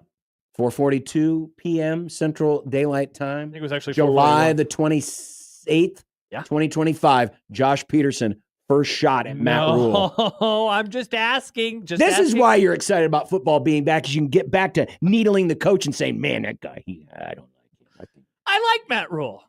I just was asking. Will you stop talking about how much you hate Nebraska's coaches? You need a new coach to go after. I mean, they got rid of the last one. Who's going to be on Josh Peterson's poop list? Satterfield's still on the staff. If the tight ends suck, Well, speaking of the tight ends, you've been asking. Upset? People have been asking about Mac Markway. They have been asking about this guy. Well, they asked him about Mac Markway, the transfer tight end from LSU. Well, he's a big, explosive, powerful man. Most importantly, he can move the line of scrimmage. He's got great hands. He can get open. he's running over 21 miles an hour. At 200, whatever he is, 260 pounds, 250. I don't know if they list him at, but he's a big man. So I think he's another guy coming off a knee injury, a second knee injury, and so we're always trying to be careful of those guys early on. But at the end of practice, he walked up to me. He's like, "Hey, 365 days. I know how grateful he was to be out there after everything that, we went through last year or so. But he's got a ton of talent and brings a lot. You know what I like about him? What? Finally, a tight end's got a number in the 80s again. Nice. Make tight end numbers normal Make tight again. end 80s I again. hate Carter Nelson's number. No offense, Carter. I despise your number. It doesn't look right for a tight end. It's 29, right? 29. Wow, what if it means something? What if it's an important sentimental number? Oh, it means his Twitter handle? We know, Josh, not only does he have to have a coach to go after, he has to have a new tight end to go after this season. So I wrote this question. might as well be another one of the Western Nebraska kids. Am I right? Nice. I mean, what's his name? Was from Western Iowa. So, two peas in a pod. I guess. I wrote this question down from Michael. I can't wait to talk to him in a few minutes. Could you make an argument that the tight end room is the most interesting on the entire roster? Because you have this young man that they spent some time talking about. You have Carter Nelson Numbers, who we were just talking about. And obviously, John's boy, Heinrich Harburg. The wild Heine. Whoa. What You're do you mean? forgetting somebody. Who am I forgetting? No, Heinrich. Luke Lindenmeyer. People forget if that pass would have been thrown a little bit better, they might have beaten Illinois.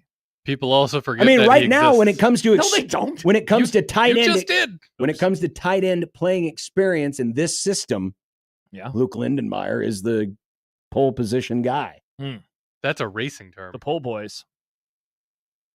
No, I think I would agree. I think the tight end room, if it's not the so most interesting. interesting, it may be right up there. Jordan says, isn't he class of 29? No, he shouldn't be. In theory, if he was a 4-year guy, he'd be class of 27. So, let's be critical of him wearing 29. It's okay. Here it is, 4:45 p.m. Central Daylight Time, June 28th, 2025.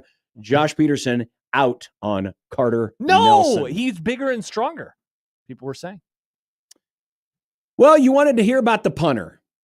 Mr. Righty and Lefty. Archie. I like that we have a player named Archie. Yeah, what year is this, 1952? Yeah, well, he is from down under. Does anyone ever call Arch Manning Archie? Hey, Archie Manning. His dad is Archie. His grandpa. Oh, that's Archie. right. It's got to be your grandpa. Yeah. I think what he can do is fantastic. I mean, he can roll right, he can roll left, he can really run, he's fast, he can throw. Yeah, but I'm saying he can punt with both feet, So weird. Really fun guy. Really glad that he's here. But, I mean, they're certainly not going to be a moving target, and I think the ability that he has to run the ball and throw the ball, I think we proved last year. I think we faked it a couple of times. We'd love to fake the ball. So if you know that you don't know the aiming point and you know that there's always a chance that he could throw the ball or run with it, I think that is going to put defenses really at a disadvantage. And, he can kick all the different kicks. He can kick the banana ball. He can kick, so when you talk about our wind here at Memorial Stadium, the ability to spin the ball in different ways. And so, those guys that grew up playing, rugby and Australian rules football, like kind of basically play catch with their feet too, So, I mean, he's really special with the things he can do. I'll be honest. Sometimes I'm reminded that I'm just a big idiot because he's using all these terms that I've never even heard. I've never done a deep dive kicking into. with both feet? No, I don't. I know those words and I know what they mean. Banana ball. Never heard that as a term for punting. Banana ball. Have you heard of banana ball before? No, I can't say I have in relation to football. Yeah, Nick, what's a banana ball? It's like the Savannah Bananas. Interesting. I mean, it probably makes sense, right? It's going to go like that. It's going to have a curve to it. That'd Whole be- question, do you want a curve to it? Nice. I've also never heard banana ball in football context, by the way. Well, and if that is indeed what it is describing, the curve or the direction of the kick, yeah, because he is from down under, wouldn't you say it's more like a boomerang? That's what we should call it, the boomerang ball. Because the boomerang is shaped that way. Now, I suppose boomerang Crikey. might confuse people because a boomerang goes out and then comes back at you, which is what you don't want with a punt. That's something that only Nebraska's previous special teams would do. Somehow kick the ball backwards. Yikes, that did happen before. It did actually happen. Finally, before we get to the happy hour and Michael Severe Monday, Matt Rule on the 2-minute offense. Yeah, we have a long way to go in terms of where we're at in terms of the 2-minute offense. I think when you think about it, I believe when you come down to the end of the game, it really comes down to the integrity of your lines. Your ability as an offensive line to protect, the ability of your defensive line to get to the quarterback. Sacks win games on both sides. And so, while the X's and O's are great, while the execution is great, it's also going to come down to the physical strain of how great am I at the end of the game in terms of the physical nature. And I think that's something that we have to build throughout camp. They're much stronger. We're much more explosive. We're a significantly improved team in terms of our physical nature. But you have to, over the course of camp, you have to develop, the physical stamina and the competitive stamina to play great at the end of the game. So I think there's a lot that goes into it. And there's some Matt Rule from day one of training camp. Comments real fast before we go to break and talk to Michael. Kenneth says, shush, shush, shush emoji. Carter Nelson to Josh Peterson after Houston Christian. Mustache Adam says, don't put it on the internet that JP hates every tight end at Nebraska. And Sean says, which tight end will shush Josh first? Also, Jordan says, really looking forward to the first shank of the season. Jeez.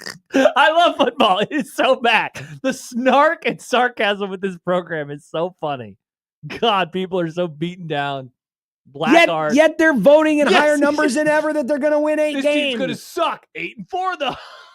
It's great. Oh, this is so Husker good. fans are so bipolar. Jordan gives us the definition. A banana punt or banana kick is a type of punt in football, either American or Australian rules, where the ball is kicked with a sideways spin, causing it to curve in the air like a banana. Right. We figured it out. We knew what's Why going on. do we have to call it banana? Why can't we call it croissant? There's a lot of things that are curved. It doesn't just have to be banana. Well, and as John pointed out, Matt points out, why not call it boomerang? He is an Aussie. We're going to call it a boomerang. Oi. punt. Oi, oi, oi. Well, we only use French terms when we wish to surrender, which is what Nebraska has been doing on special teams for the last few years. Or at least it only feels that way. Coming up next, we'll finally get the review after nearly 4 hours. We're finally going to hear what it's like to be on the new grass. Michael touched grass. Nice. We'll get Michael, because if there's anybody who loves to watch practice and loves to watch guys moving around, it's Michael. Yes, it is. And I can't wait to hear his reviews coming up on 1620 The Zone.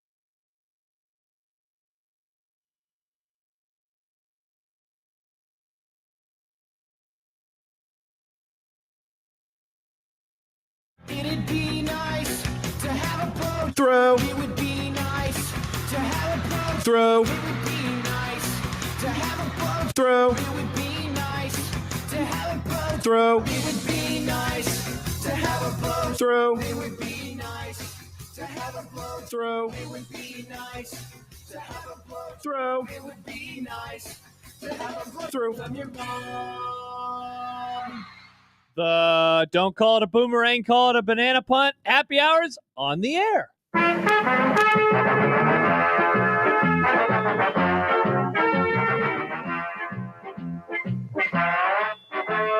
But sadly, no Michael. Where'd he go? I don't know. I asked him earlier if he wanted the StreamYard, and he said yes. Maybe we have to give him a little phone ring, Nick. Well, he's kind of busy. He's a busy man. I wonder when he's going to sit down with Matt Rule for Big Red Wrap Up. Wonder when that's going down. Kyle's triggered. Why is Kyle triggered? Well, you got triggered with you were asking me the question about what Matt Rule's been saying about the players taking ownership, and my explanation was I think it feels different. It feels different this time. Yeah. Kyle says it's a common thing I hear when people say they think Nebraska will win 8, 9, or 10 games. What feels different? What does that mean? Well, it's just a feeling you have. Just the sound. Yes, we get happy talk all the time. We do, and you're already buying in. It's day one of camp, John. But as someone who has heard a lot of happy talk over the years. Oh, yeah. The degree of which what happy talk is happening is there is a confidence there. There seems like there is more of a confidence there. And this goes back to Matt Rule basically quoting his own material. Year three. It's a continuation of that same thing.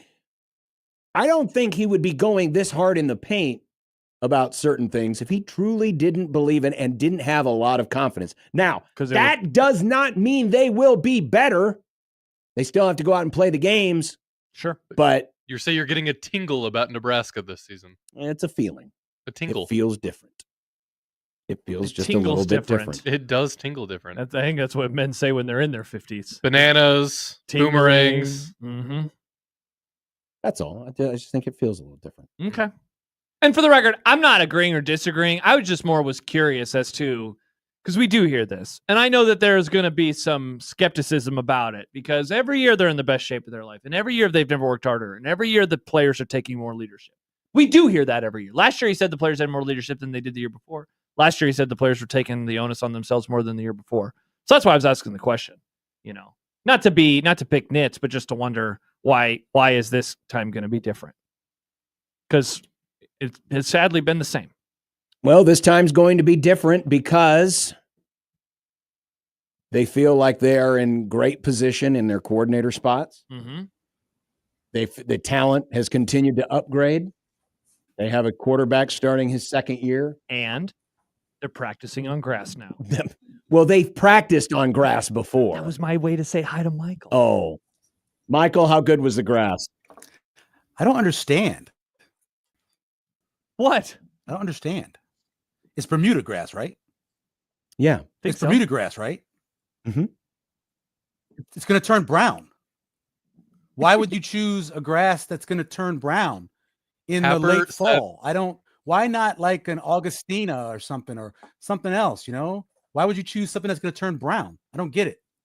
I'm serious. I don't understand. When they told me it was Bermuda, I was like, what? Go ahead. Happer said it was a special type of Bermuda, a special breed that doesn't of Bermuda. turn brown? Yeah. Oh, hey, okay.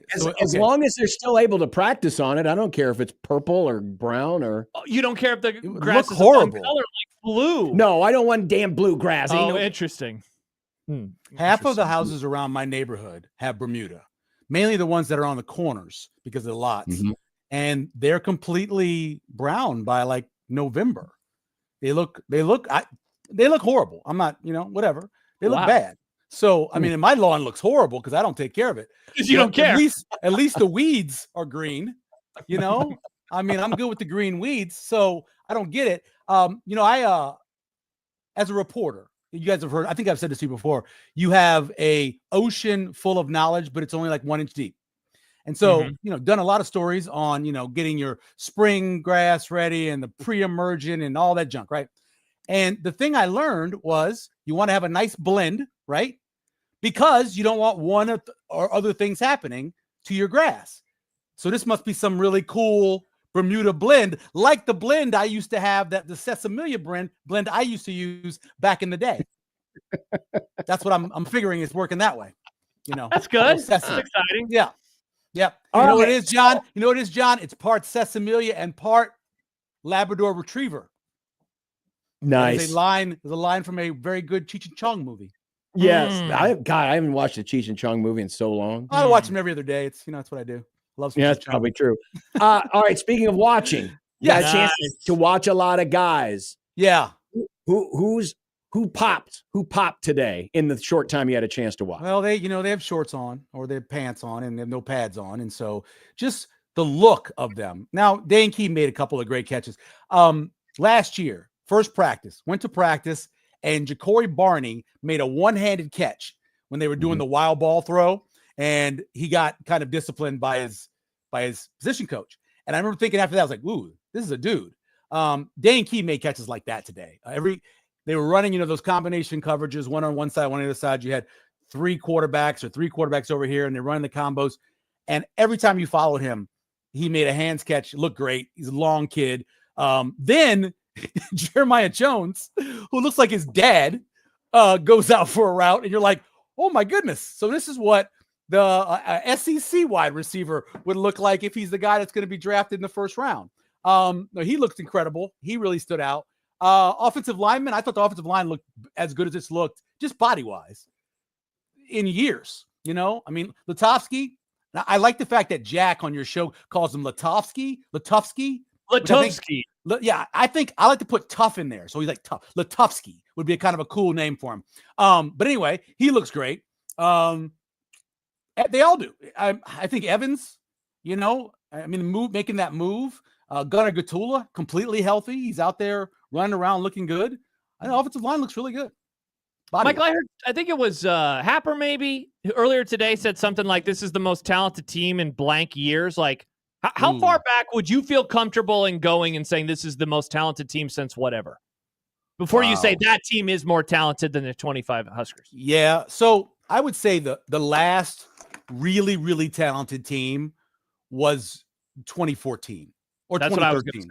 Those two right there. I mean, based off of draft picks, based off when you go back and you watch those games, you're like, man, they had dudes. Like they do every time you line. Like, Kenny Bell and Amir Abdullah. Look at all these guys. Yeah, I know. And it's like and Kyler Reed and Jake Cotton, and it's just like body after body after body. But I mean, I guess you could go back to 2016's team had some talent on it.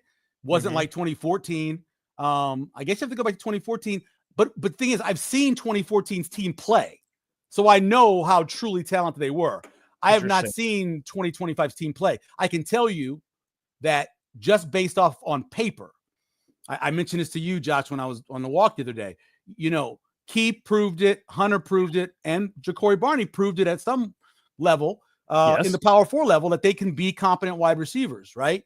And then behind them, you have guys with size like Jeremiah Jones and Quinn Clark. You have some, quick, smaller guys that are also on the team that are young. It looks like they're going to be deep at wide receiver.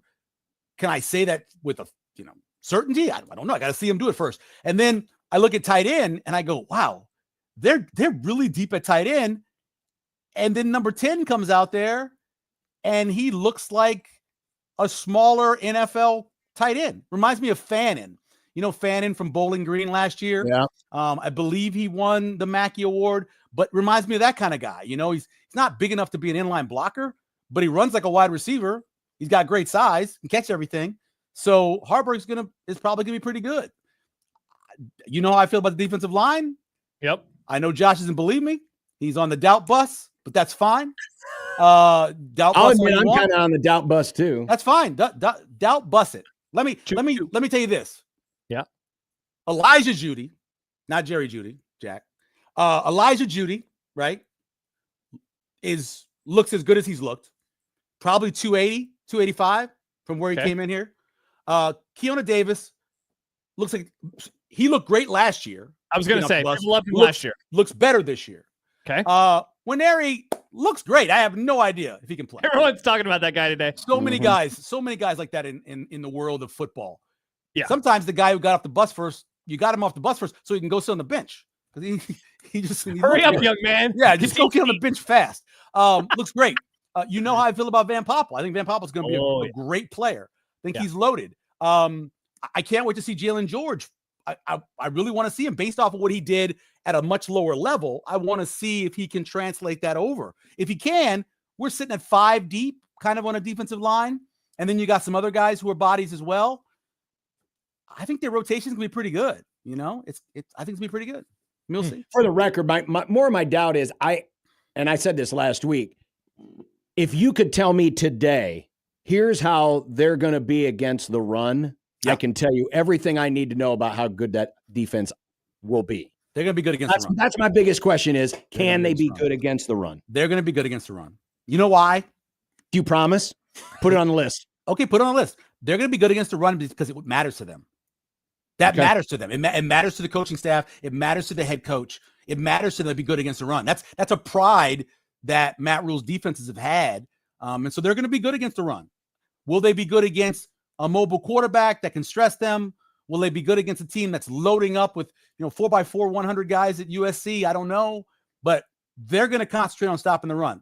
And you got a guy in Watson Trent who's got 1 billion tackles, right? Vincent Shavers, who again another guy just looks great. Looks great. And isn't it funny? He looked fine. Then he put that number 1 on last year. All of a sudden, he looked better. It was very strange. So I think they're going to be really good against the run. I have pretty good confidence in their secondary because you have to come down and fill, obviously. Wherever Javin Wright's going to play, Buddha can tackle. Buddha's going to make plays. It'd be interesting to see what the whole rover is and how that works. But I think they'll stop the run. Mike, I want to go back to receivers for a moment. I have been gathering just by the way people talk about that room. Like if I say, hey, what are you excited for with Nebraska's wide receiver room? Normally, people go, I can't wait to see Dane Key. And then Isaiah Hunter seems pretty interesting. And then they finally mentioned Ja'Cory Barney. And so I've been noticing that like throughout this entire offseason. Yeah. And then I read something today where a local writer said it is too early to call Barney proven. And I wanted to ask you about that idea. Is it too early? Because I was like, am I missing something? I went back, I looked at his numbers again, and I came away impressed like I always do. Is it still too early to call him a proven player, do you think, right now? No, I think maybe it's too early to call him, a number 1, right? I don't think he's a number 1 yet, but I'm going to keep talking. I'm going to walk by and plug this in back here. I wouldn't call him a number 1, but I think overall, when you look at him, what more do you want him to do? I mean, he showed that he catches everything that comes to him. How tough is Ja'Cory Barney? Let's be serious. Out of every wide receiver, I don't think anybody took as many big shots as he did and got up every time and got up smiling, which is a little weird. That dude likes pain. But yeah, he's tough. He was in a system for the first 8 weeks or whatever, where I don't know if they used him great. I think they could do a lot better to use him. And I think you saw at times, and I don't know why he was the one that had so many plays called back by all the penalties, but you saw at times where he had breakaway speed and did things that got called back.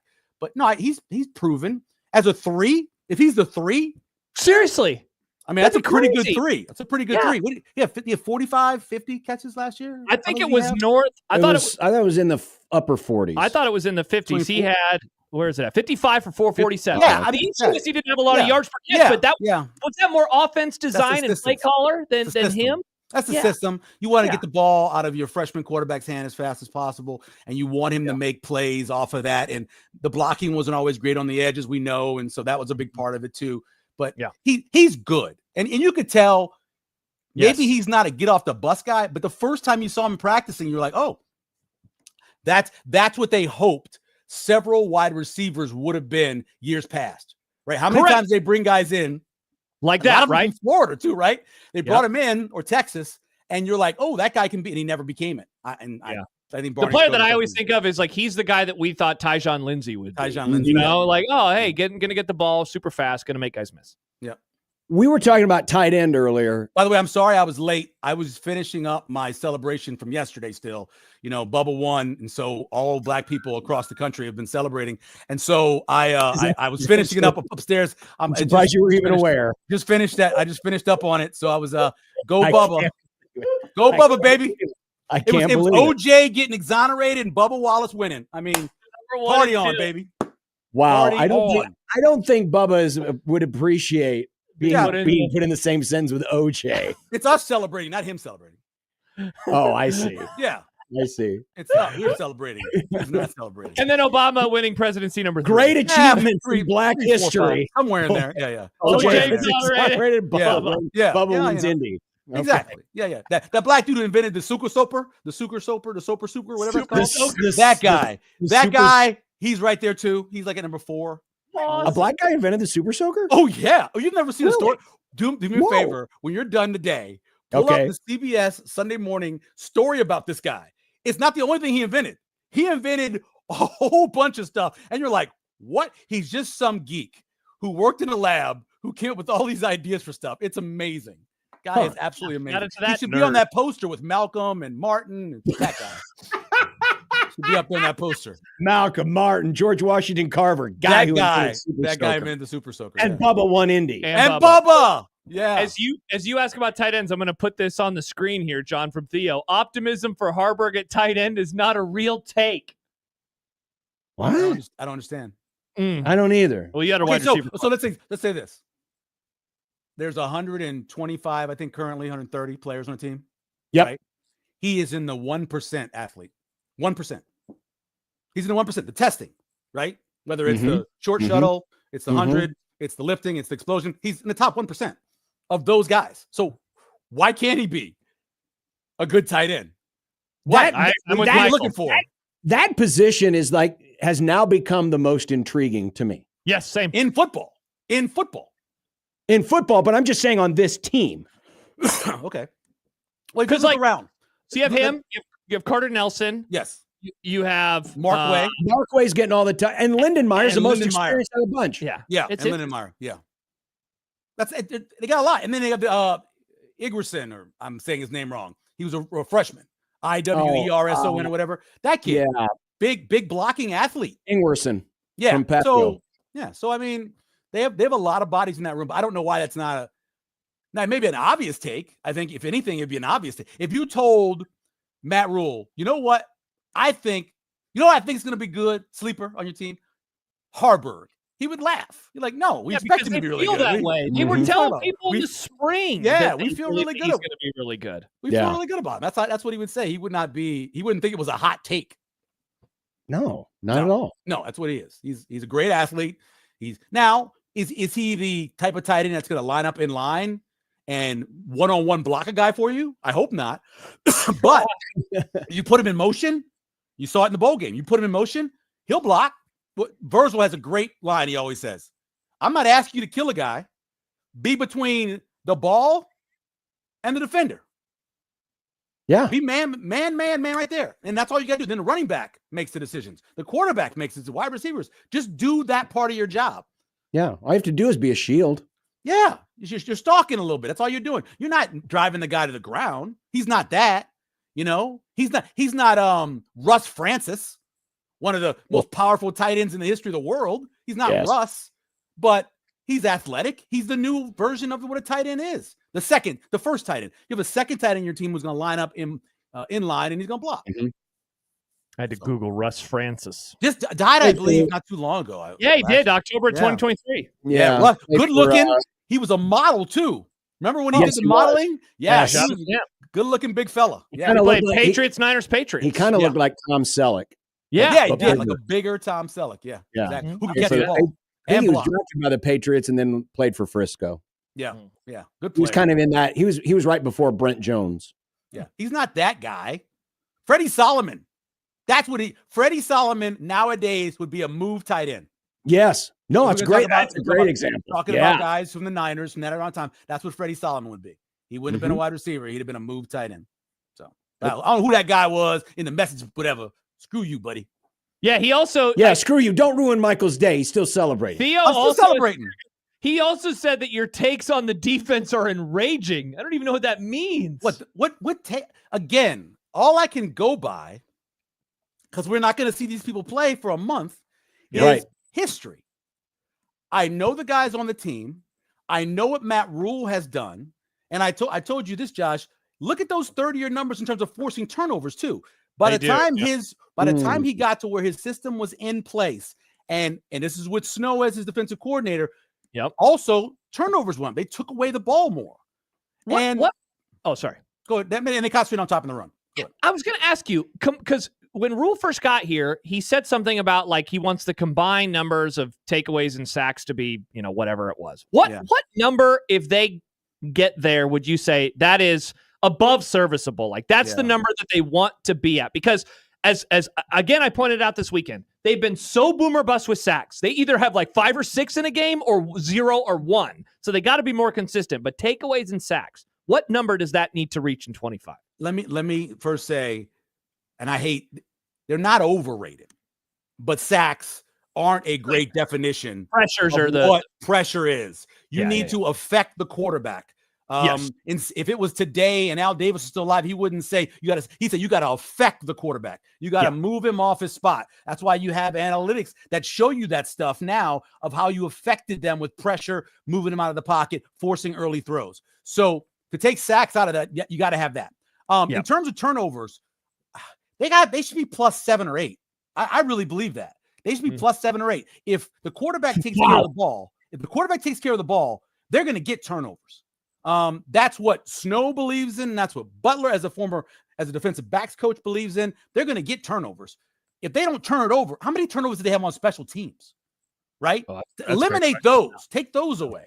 And let's just talk about tip balls, the occasional incredible hit that knocks a ball loose. And according to Frank Solis, that's still not an excuse to fumble. But take a couple of those. You take those, give them those, but take away those stupid ones, especially the ones on special teams. And plus the last time Nebraska was positive turnover margin. I know. Isn't it like 09 or something? Yeah. 16. Oh, 16. It's 16 with the last time they won 9 games. Mm-hmm. Yeah. No, it goes. It's not a hard game. What was the name of the guy who's upset in the comments? Theo. It's not a hard game. I know people think about this. People think about it. It's not a hard game. 2009 was the previous time to that Nebraska was positive. I knew that turnover 09 was margin. in there somewhere. So they've been in positive turnover margin twice in 15 seasons. Twice. Score points in the red zone. Yes. Positive turnover margin. Tackle. Block. It's football. There you football. It really is. The Denver Broncos won a Super Bowl. Yes, they did. With a guy who could barely throw the football. Mm-hmm. And Peyton Manning. Bad neck, bad everything. What did they do? They forced turnovers. Yep. They tackled. Yep. They got pressure on the ball too. And they got pressure. That's what you got to do. You do those things.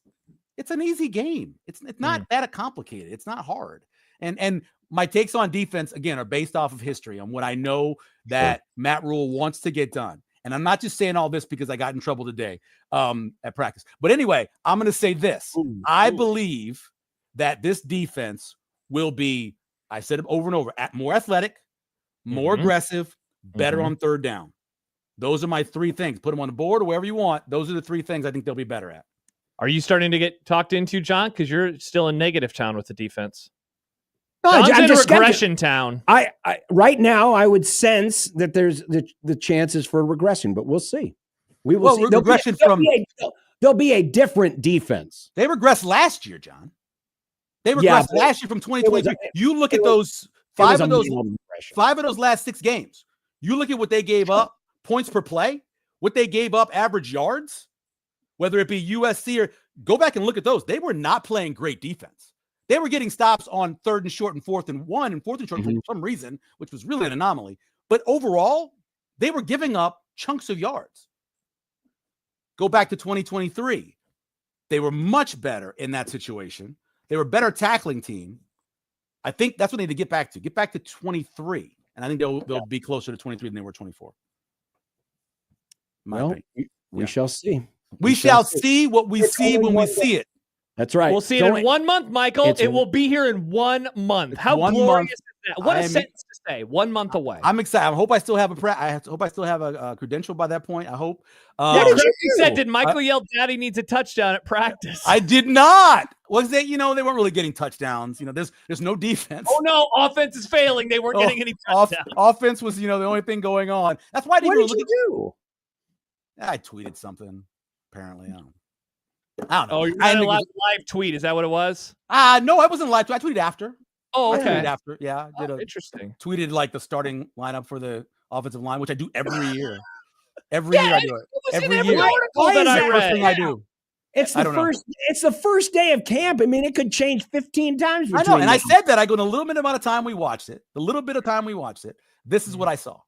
And I also said that the guy who wasn't starting looked amazing. He looks like you should never call a person an animal, but he looks like a giant bear. That's what he looks like. A giant bear in a uniform. That's what he looks like. And so I say he looked fantastic, a beast. But he wasn't starting initially when we were standing there watching. The first thing I watched was the offensive line. Man, I can't believe that Damon snitched you like that, man. Unbelievable. I like Crecky's guess. He was screaming about Bubba winning Indian. I was walking around going, everybody, hey, did you hear about Bubba? Did you hear about Bubba? Did you hear about Bubba? And everybody was like, what are you talking about, Bubba? But yeah, I was trying to pump people up about Bubba. I'm trying to bring people on our side. We want to bring this country together around Bubba. Actually watching, or did you just did this just come across your phone? Exactly. You can't celebrate if you didn't watch it. Oh, interesting. So that's ridiculous. What do you mean? You should have been there watching if you're such a fan. In the 80s, when you couldn't watch Nebraska, you weren't allowed to celebrate? That's different. Got him. That's different. Got him. Yeah, that's different. The thing was on TV. That's just weird. The thing was on TV. You should have been there. Yesterday, I was busy. I was doing things. Busy. It was 9,000 I was monitoring it. Yeah, I was pulling. You look at my nails. I was pulling weeds. Pulled weeds for a long time yesterday. It was ridiculous. You dumbass. Why did you do that when he wasn't working on my tan? Because the weeds weren't there. When they were there, I had to pull them. So I was getting ready with that. And I came back from a long walk, and so I was all sweaty. And so I'm like, I'm already sweaty. Let's go do this stuff. And then it turned into hours and hours of weed pulling and other stuff too. But you didn't take care of your yard. I followed it on I don't take care of the grass. This is other stuff. This is like on the rocks that are in the back and the patio and the front.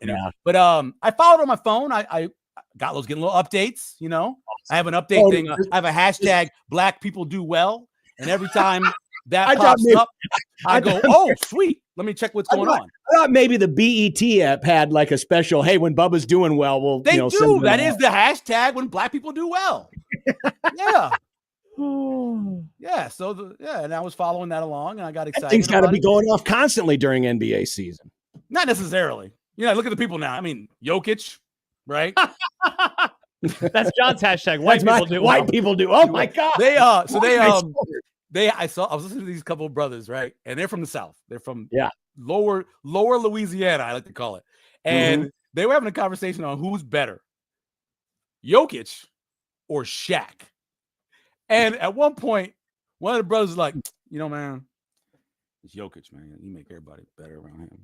I don't want to talk about it. And he was like mad. He felt like he had given up he took his black card, ripped it up, burned it, threw it away.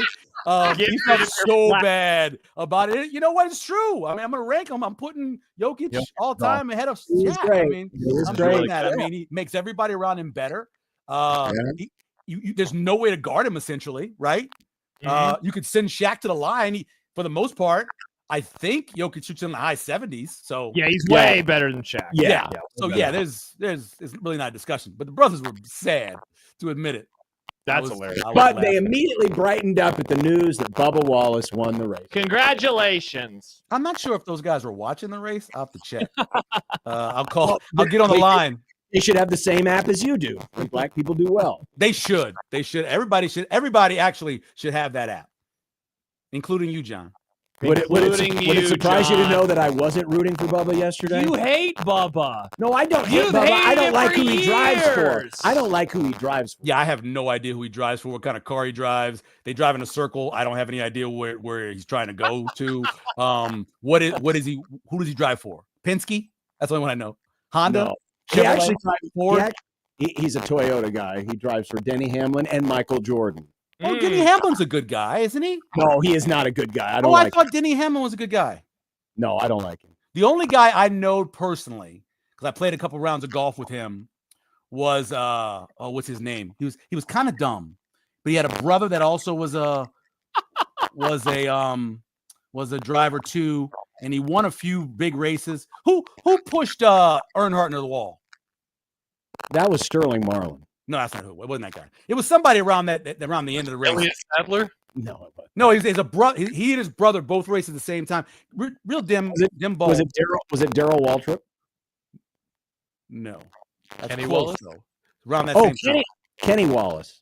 Was it No, Kenny I Wallace? have to look it up. But I played some rounds of golf with him, and Aaron I'm Labonte? telling you about a guy who could not have a conversation about like anything. It was, how hard it was to put together a 7-minute piece on that. Oh, Ward Burton. I bet it was Ward Burton.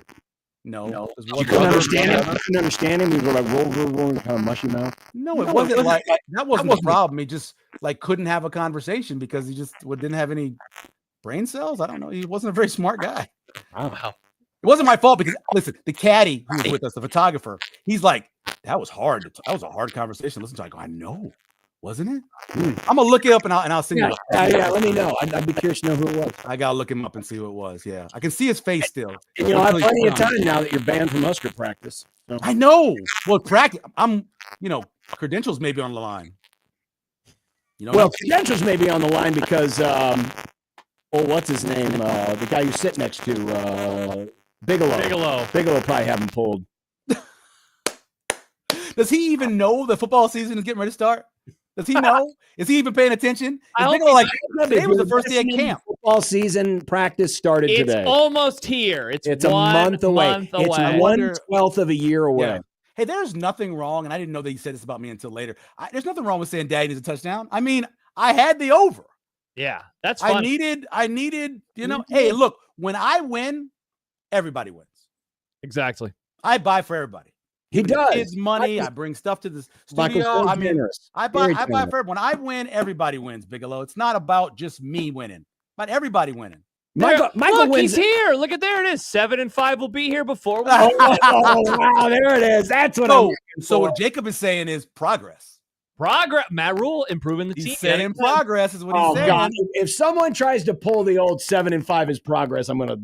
Michael just did. I'm that saying ain't progress. Against this schedule, would they go last year? They went 6 and 6. 6 and 6. What's crazier? Them going 7 and 5 or 6 and 6 or Ravi's 10 and 2?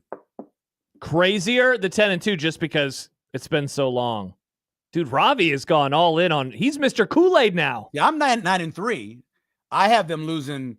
I did some research on this. I'll tweet it out later. But second games of back-to-back road games in general in college. What Nebraska has this year? That's Maryland, Minnesota. Yep. And so I have them losing to Minnesota because they have trouble against hard. Minnesota and it's short week. And it's after it's a short week. It's travel back and everything, and then having to go back out there. So I have them losing that one. I mentioned USC earlier in the year. I think USC is going to be really good, and then Penn State. So that's not crazy. No, right? Yeah, I mean, it's not crazy. Hey, we're all buying a lot of dinners if they're going 9 and 3 this year. People are having a party. Really? Why? You bet below that? No. I'm just saying everyone would be really excited. People would be. Oh yeah. It'd be good for everybody. Good for the whole state. It'd be awesome.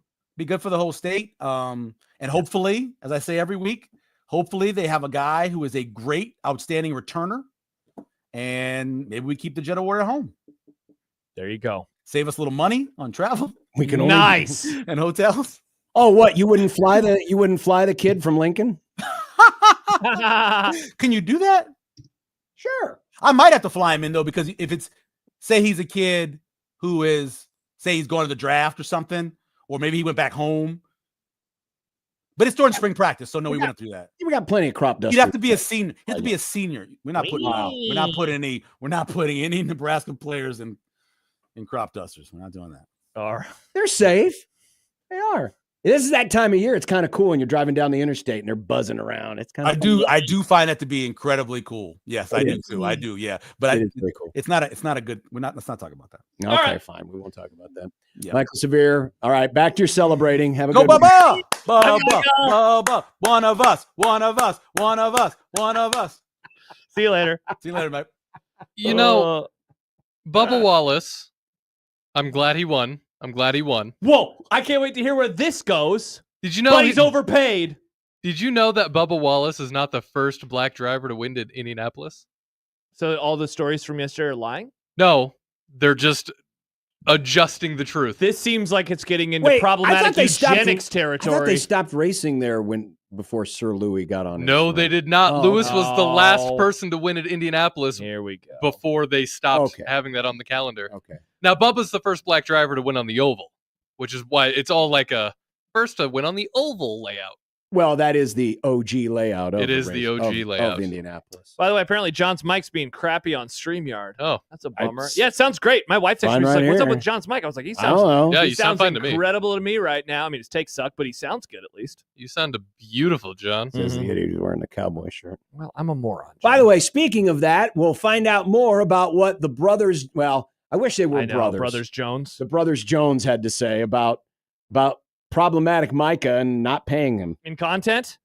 That's in content. One thing before we get there, Big Red Junkies, our friend Jed helps run this podcast, says Rule has said he wants to be 40-20 with sacks and takeaways, and then you can have 10-plus wins. Nebraska hasn't done it since 2009. 10 teams did it last year, and those 10 teams averaged 10.6 wins. 2 of Rule's 3 double-digit win seasons, they got to that mark. So that's the number. There you go. 40 sacks, 20 takeaways, and they're winning 10. Let's see if it can happen. Those are some big numbers. Mm-hmm. And we will have content and continue right after this. 1620 The Zone.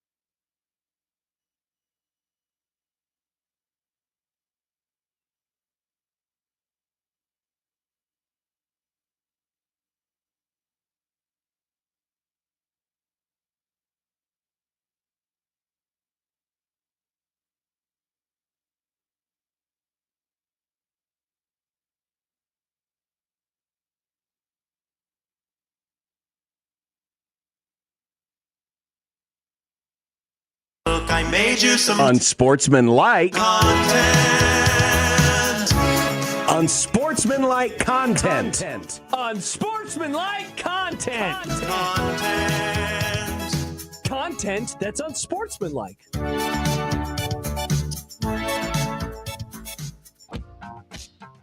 I don't know if it's telling or not, but if you missed it earlier today, Emmanuel Clase, the closer of the Cleveland Guardians, was placed on non-disciplinary leave through August 31st, similar to his teammate Luis Ortiz, who was also placed on leave because of a gambling probe. But I just went to ESPN just to see if there was an update on the story. It wasn't even on the front page. Really? Which is odd, given he is a closer. He's a former all-star closer. And it's gambling in sports. I guess it's become normalized now. Jimmy Hat, is it because ESPN has their own betting service? No, I doubt it, because, everyone's got a betting service. Yeah. now. Also, how come it's non-discipline? You can ask that of Farron tomorrow. Discipline. How come it's not what? Because he's still getting paid. He's getting paid not to play. Right. Remember when Congrats. gambling in baseball was the worst thing you could ever do? Oh, I remember, Nick. And now it's just a slap on the wrist. Now they pay you to do it. Right. Anyway. Cleveland Browns quarterback Kenny Pickett. People forget that Kenny Pickett is now a Cleveland Browns quarterback. They do. He injured his hamstring near the end of Saturday's practice and is expected to be reevaluated later this week. Who's starting for the Browns in week 1? I don't think they have any more quarterbacks. Reminder, the other 4 are Joe Flacco, Deshaun Watson, who's injured, Shedeur Sanders, and Dylan Gabriel. It'll be Flacco. It'll be Joe Flacco. Because he can just breeze his way through camp, because he's getting up there in age. He's older than me. They call him January Joe. There's not many players left in football that are older than me. He's one of the few. He is there. Him and Aaron Rodgers. Oh, that's depressing. What great company you have. Okay, don't say that. Am I wrong? What? We're humans that are almost 40 or above 40. That's just life, Nick. Get back to the questions. ESPN, the people who are burying the story about the gambling in MLB. What don't they want us to know? Today, they had a story about the most iconic and chaotic alternate uniforms in college football the last 25 years. None of Nebraska's weird-ass or really cool Noid uniforms even made an appearance. Sad. This shows how far the program has really fallen, John. They aren't included in the dumb uniform list like the stupid Yankee-inspired Notre Dame uniforms that they wore back in 2018. Those were pretty bad. Nebraska's had some real slop over. Oh my gosh, do you remember these Georgia ones from 2011? No, I didn't. They played Boise State with those. Those are I didn't. I'm looking at the article right now, and a lot of these, I'm like, I don't remember these. Yeah, Nebraska's had some real bad ones. It's now, very Nebraska depressing. was in this article under the block letter jerseys, and there's the avoid the Noid. Oh, hell yeah. Weird. When I clicked Control F earlier, it didn't. Oh, I guess it doesn't. It doesn't name them, mention it just, Nebraska. And they have their opponent in that same game, the dumb Wisconsin ones. I love the Noids. That was your favorite of all the weird Nebraska ones? Genuinely, yes, because I think they look great. Wow. Are those the worst ones, John, or was it the duct tape jerseys that were worse? The 9/11 ones were really weird. No, I mean, they were fine. They were clean. Like, they looked okay, but the concept of it is really weird. Yes, the concept, because, it was more troop than it was 9/11. But I thought the duct tape ones will be in the Hall of Fame of the worst because you literally couldn't read the numbers. Mm-hmm. Which at that point, what do we even have uniforms for? What's Josh gonna do when he's up there with his binoculars? He can't see numbers. Who's who? I did really like the look of though. Like that NU on the helmet was. Did they wear these at home? Who did they wear them against? That was against was that Buffalo? Buffalo. So they wore white uniforms at home. Wow, you want to talk about a game that I have completely memory hold? That game. Wow, which is weird because you know every game. I really do. Some of the Nebraska 2021 games that aren't like horrific losses to, I don't know, Michigan State or Iowa kind of got lost to time. Speaking of college football, Nebraska famously began practice today, and the world awaits with bated breath for the word on which players will wear the single digis. I know you two have many thoughts, so go ahead and break them down. I have zero thoughts. Zero thoughts, but John, they're the single digits. I don't care is not for a couple more days. It is not for 3 more days. I mean, I get it. It's their gimmick. Every team's got their gimmick. Mm-hmm. Enjoy your gimmick, but I don't. The further we get into the Matt Rule era, the more that I guess I was just wrong early on. I thought that was like a year one thing, and they're still doing it. Mm-hmm. You know, I'm not going to yuck any kids' yum. So if they like single-digit uniforms, like more power to them. But I'm stunned as many people care about it. Oh, but God forbid a tight end has a number that you don't fully agree with. Yeah. Well, Nick, I'm a spotter. That stuff's a little complicated. It's too technical for you. It's okay. Look where he's at on the field. It's too technical. Oh, that looks for like you. a place where a tight end would be. Must be a tight end. Nah, wide receivers can be where tight ends are, Nick. Sometimes running backs can even do it too. Maybe even a left tackle. Yeah.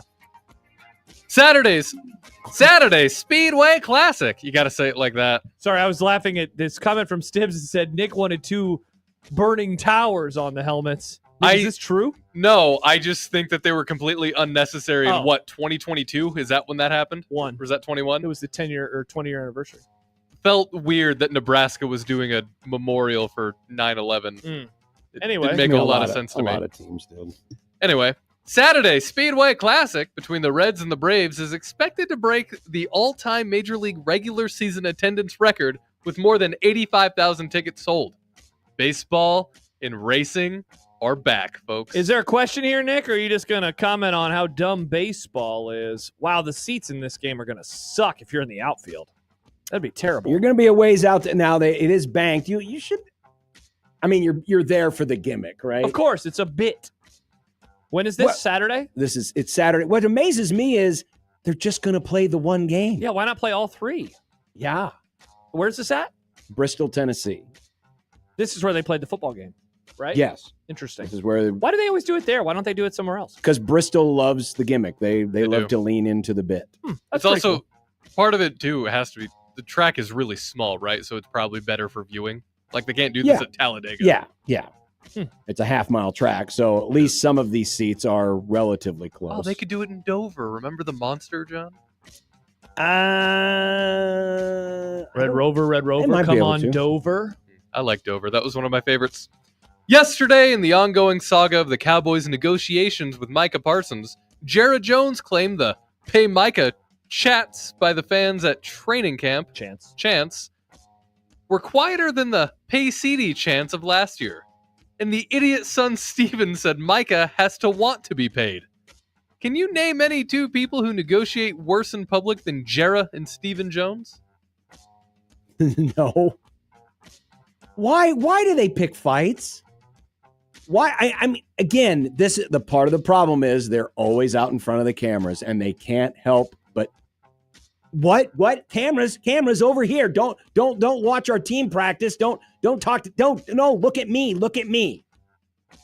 And thus they get asked a lot of questions and they say a lot of stupid things. What do you mean has to want to be paid?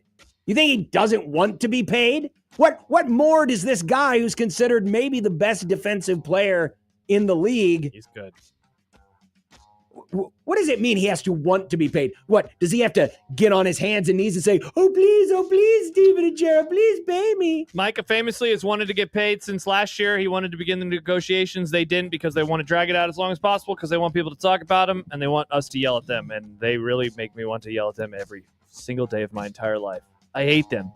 Congrats to Jake Ferguson, though, the tight end on getting a new extension. Please, don't know. Stop it. Never die. Stop saying these words. Never die. Stop saying it. Josh's colleague, Aaron Rodgers, was asked about Terry Bradshaw's critical comments from months ago. They were from a while ago, yeah. Saying that the then free agent quarterback should go chew some tree bark. Terry for a long time, being a part of Fox. Terry's a legend. He's an absolute legend. He won 4 Super Bowls. He's had a legendary career in the media. But Terry, like a lot of people, doesn't know me. And so he's got an idea of what he thinks about me based on what I've done, the documentary, what I've said, Darkness Retreat, whatever the hell you want to talk about. I'd love to get to know Terry on a deeper level. And I feel like if he gave me a chance to get to know him, that we'd have a good friendship because for me, I have nothing but the utmost amount of respect and deference for what the greats have done because they laid the foundation for us to be able to play in this great game, to be paid like kings, and to carry on the tradition of excellence that guys like the Bradshaws of the world in the 70s and Bart Starr in the 60s and Lombardi. And, we're standing on the backs of those guys, and it's because of how they played and how they carried themselves that we're able to have this opportunity to still play this great game, to get paid really well, to set ourselves up for our future. So I'd love to get to know Terry on a deeper level if he's open to it, and maybe we can go chew some bark or whatever the hell he's talking about together. Sounds like. All right, so did he handle that right? Oh, it seems like do you have a second question too? I do, and I'm glad Tony Wood leaves a comment. I also had the same question. What is up with that accent? That I was going to ask the same thing because it sounds like Kermit the Frog. He sounds more in like the South. Kermit. Yes, it sounds like Kermit. Though he's from Deliverance the South. Kermit. And now that aside, I thought the answer was actually pretty solid. It was a great answer, and I hadn't seen it until right now, so I was expecting to, go in and just want to make fun of him. But it's a solid answer. Hey, listen, I've been critical of Aaron Rodgers recently. That's it. I don't buy it. I think it's a fake answer, though. He says, "Get to know me." He loves being mysterious, and he is a weirdo. Yeah, but I think there's a genuineness to wanting to, because listen, it's one thing if yokels like us criticize him. Yokel? But when it's your peers, and especially legendary peers like Bradshaw, yeah, I think that hits even some of these most egotistical players. I think it hits just a little bit differently. So yeah, maybe you're right. I still don't buy it. I'll give him the benefit of the doubt there about the weird Kermit the Frog Southern accent. Remember after the Bears come back on Sunday Night Football almost a decade ago now, when everyone thought he got shot up with painkillers and he was like really weird in the post-game interview with Michelle Tafoya? Maybe he was, I don't know. Maybe he chewed on bark before the interview. Maybe he chewed on bark. That's probably what happened. According to the Omaha World Herald, 66 of 139 Class A football games last season, that's 47.5%, ended under a running clock. Class A athletic directors are trying to figure out how to handle the problem. What, guys, is the solution? Oh, man. So one of my first thoughts, John, would be, do you change the way that the classes are being divided and almost add another designation? Wow. And so you have a smaller, what? You're here for class division? Settle down, Nick. They already have that, first of all. But you maybe divide it, and so you have fewer teams in there. The other way, I guess would be to force kids to go to certain schools, but they're not going to do that. No, they're never going to do that. This is a hard one because, the good schools are going to be good, I think you have to create a class AA. Yeah. Like the football powers, and dare I how say, many schools are in there? most of them are in Omaha. You may only be talking about a dozen schools. See, that's so small, though. It is, but there are haves and have-nots. We have never seen this before, where there is this much separation between the absolute top of Class A and everybody else. It's always been there. The Omaha schools, the Lincoln schools have always had much more success than the Fremonts, the Columbuses, the Grand Islands. But the divide now feels more like a chasm. And I almost think we need to have, dare I say, an Omaha Metro championship. Let's go. We're the GOAT. Nice. Suck on that, Lincoln. Take that, Lincoln and Carney. Josh. Nick. On Friday, you told us you'd be attempting to mount not one, but 2 televisions. Is your house okay? Did you drill the right way? Give us the entire recap. Well, I uploaded a photo, and we can all take a look at it. Now, sadly, I didn't get a photo with the main TV with a football game on it, so we got a nice little ad there for Sam Adams. It was a bit of a process because the mount itself that went into the wall, it has screws then that go into the TV. The screws were either too long or too short. So we had to go to the store to buy new screws, and we came home and we eyeballed it, and those were too long. So we had to make a second trip to Lowe's just to buy 8 screws so we could mount them. I would say for someone who's not a handyman, I did a pretty good job on keeping them level, and they're pretty much even. There's like a difference of how many inches or millimeters is this, John? Well, I don't know. You have a better grasp on small measurements than I do. We're pumped. We're pumped. It looks pretty good. Yeah, I like the backlights. Now, thank you. People are like, those are sweet. The true judge will be if Josh gets home and they're not all laying on the ground because they fell. They off survived overnight, and so I think we're good. We drilled them. You just do it the drywall, whatever you want to do, right? We did the stud finding. We found studs. Did you make the joke? I didn't make the joke. I didn't make the joke. Banks is the only thing that's close to a stud. But we're very happy. Good. Yep. And We got the cords. You see, the cords are hidden behind. Very nice. Right? Look at that. So, Very nice. Yeah, football season's going to rock. Did you really have to credit yourself in the photo? I wanted to. You didn't credit whoever took the photo of the racetrack earlier, so I figured we needed to have one accredited photo in the Grum today. Well, it certainly wasn't Better Homes and Gardens that took that picture. It was me. It could have been my wife who comments. They are still on the wall. I think she's been laying in the basement all day today because she's just looking up at the glorious Well, TV. yeah, she's worried that they're going to fall. No, she thought I did a great job. She said, you did a great job. Yeah, I bet she did more work than you did. She did. She helped out plenty. Did she have to show you how to use the drill? No, John, I know how to use a drill. It goes, zzz, zzz, zzz. It's like the JTech Instructions on Twitter feed. Good times. Good. Yep. Good drilling, Josh. Thank you, Nick. When we come back, it's What's for Dinner on 1620 The Zone.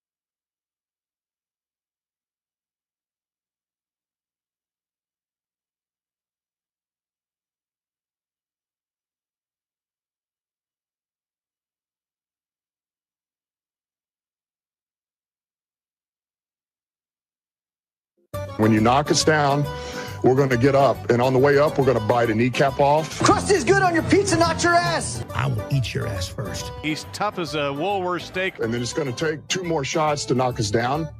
All right. And on the way up, we're going to take your other kneecap. I'm ready to hang them up, gut them and skin them and chop them up. You know what? I'm ready. My daughters aren't starving to death.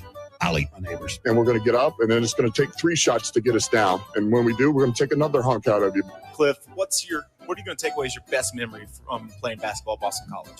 Probably just like going out to eat. So last night we had a very good. The wife wanted good steaks. She went and got some good steaks, put a little butter on them. Oh, had some nice corn on the cob. My wife's got a new way of cooking corn on the cob that's really good. Baked potato, bacon wrapped stuffed jalapenos. hell yeah! It was a very good dinner. The plan was to have, because the wife got like 2 big ribeyes and we split one. You're going to have some tonight? Well, that was the plan, but then I realized I have something I have to do tonight, so I may have to wait and eat the leftovers another day. But last night, superior. A+ dinner. Washed down with an ice cold old style. That sounds good. Tonight, she is going to make us homemade buffalo chicken strips with thighs, which are really good. And I don't know what our side will be. Probably a fries or something like that. What are you going to do? Will you make fun of me for having chicken strips? No. Oh, okay. No. I'm excited. I'm just listening. Last night we had leftovers from date night on Saturday. It was delicious. Yeah. Tonight, pizza. Pizza. We're going to do pizza. You know, none of us mentioned this place, but on Friday morning, the zone deal will be to Copal. Oh. 129th and Maple. Copal! 9 a.m. You get 2 $25 vouchers for just $25, half off. Plus, if you listen to Gary and Matt this week, pretty slick. You can have a chance to win. That is pretty slick. Take advantage there. Yeah. Go take advantage there. Tomorrow, Mike Farron. Whoa. Baseball. Trade deadline will be less than 48 hours from expiration. Woo! By the time we talk to Farron. Awesome. Tomorrow, or close to 48 hours from expiration. Michael Bruns. Sipple. Mitch Holthus. South Carolina. For 25 teams. Carolina. Man, we got a loaded show. We do. It's like a baked potato. Mark emails in. We were talking about grass fields throughout the day. You got to admit, if Rule sticks around and the grass field and Memorial Stadium becomes reality, it's going to be pretty cool. I love games on natural grass. It will be. We've been making fun of some of the responses from our media brothers and sisters today. Yes, it was tweeting lot. the score at the end of the first quarter levels Of annoying, yes. of intensity. But, yes, if and when it goes into Memorial Stadium, it will look really cool. I think grass football looks way better than Oh, field it absolutely does. Absolutely. I have my doubts if it's actually. Why? Why do you doubt everything? I don't know. You doubt that we're going to go to Kansas City. You doubt that we're going to move studios. You doubt that they're going to have grass. We should change your name to Thomas. Doubting Thomas. Nice. Yes. That's a Bible reference. It Nick. is. Good job by you. I know Bible. Was he right? No. The whole point of doubting Thomas is that he was wrong. I might be. So wait, do you think it's not going to be right because they're going to fire Rule? No. Then why wouldn't they do it? Because I think they just don't want to pay for the upkeep. but it's not going to happen until they redo the stadium. So you don't think they're going to do that? That could be a ways off too. Yeah, I think that they will have grass. And then by then, Rule may be gone, not because he's fired, just because he It's all moved over. to Iowa. It's all over. Matt Rule's leaving. I didn't Says say John. that. He's going to Matt leave Rule's at some gone. point. He's not going to live forever. Matt Rule will die. Not even the Hulkster live forever. Make that the thumbnail. Matt Rule will die. Dash John Bishop. Nice. What's wrong with you? Listen. There's a many things, Nick. Many things. See you tomorrow. Bye.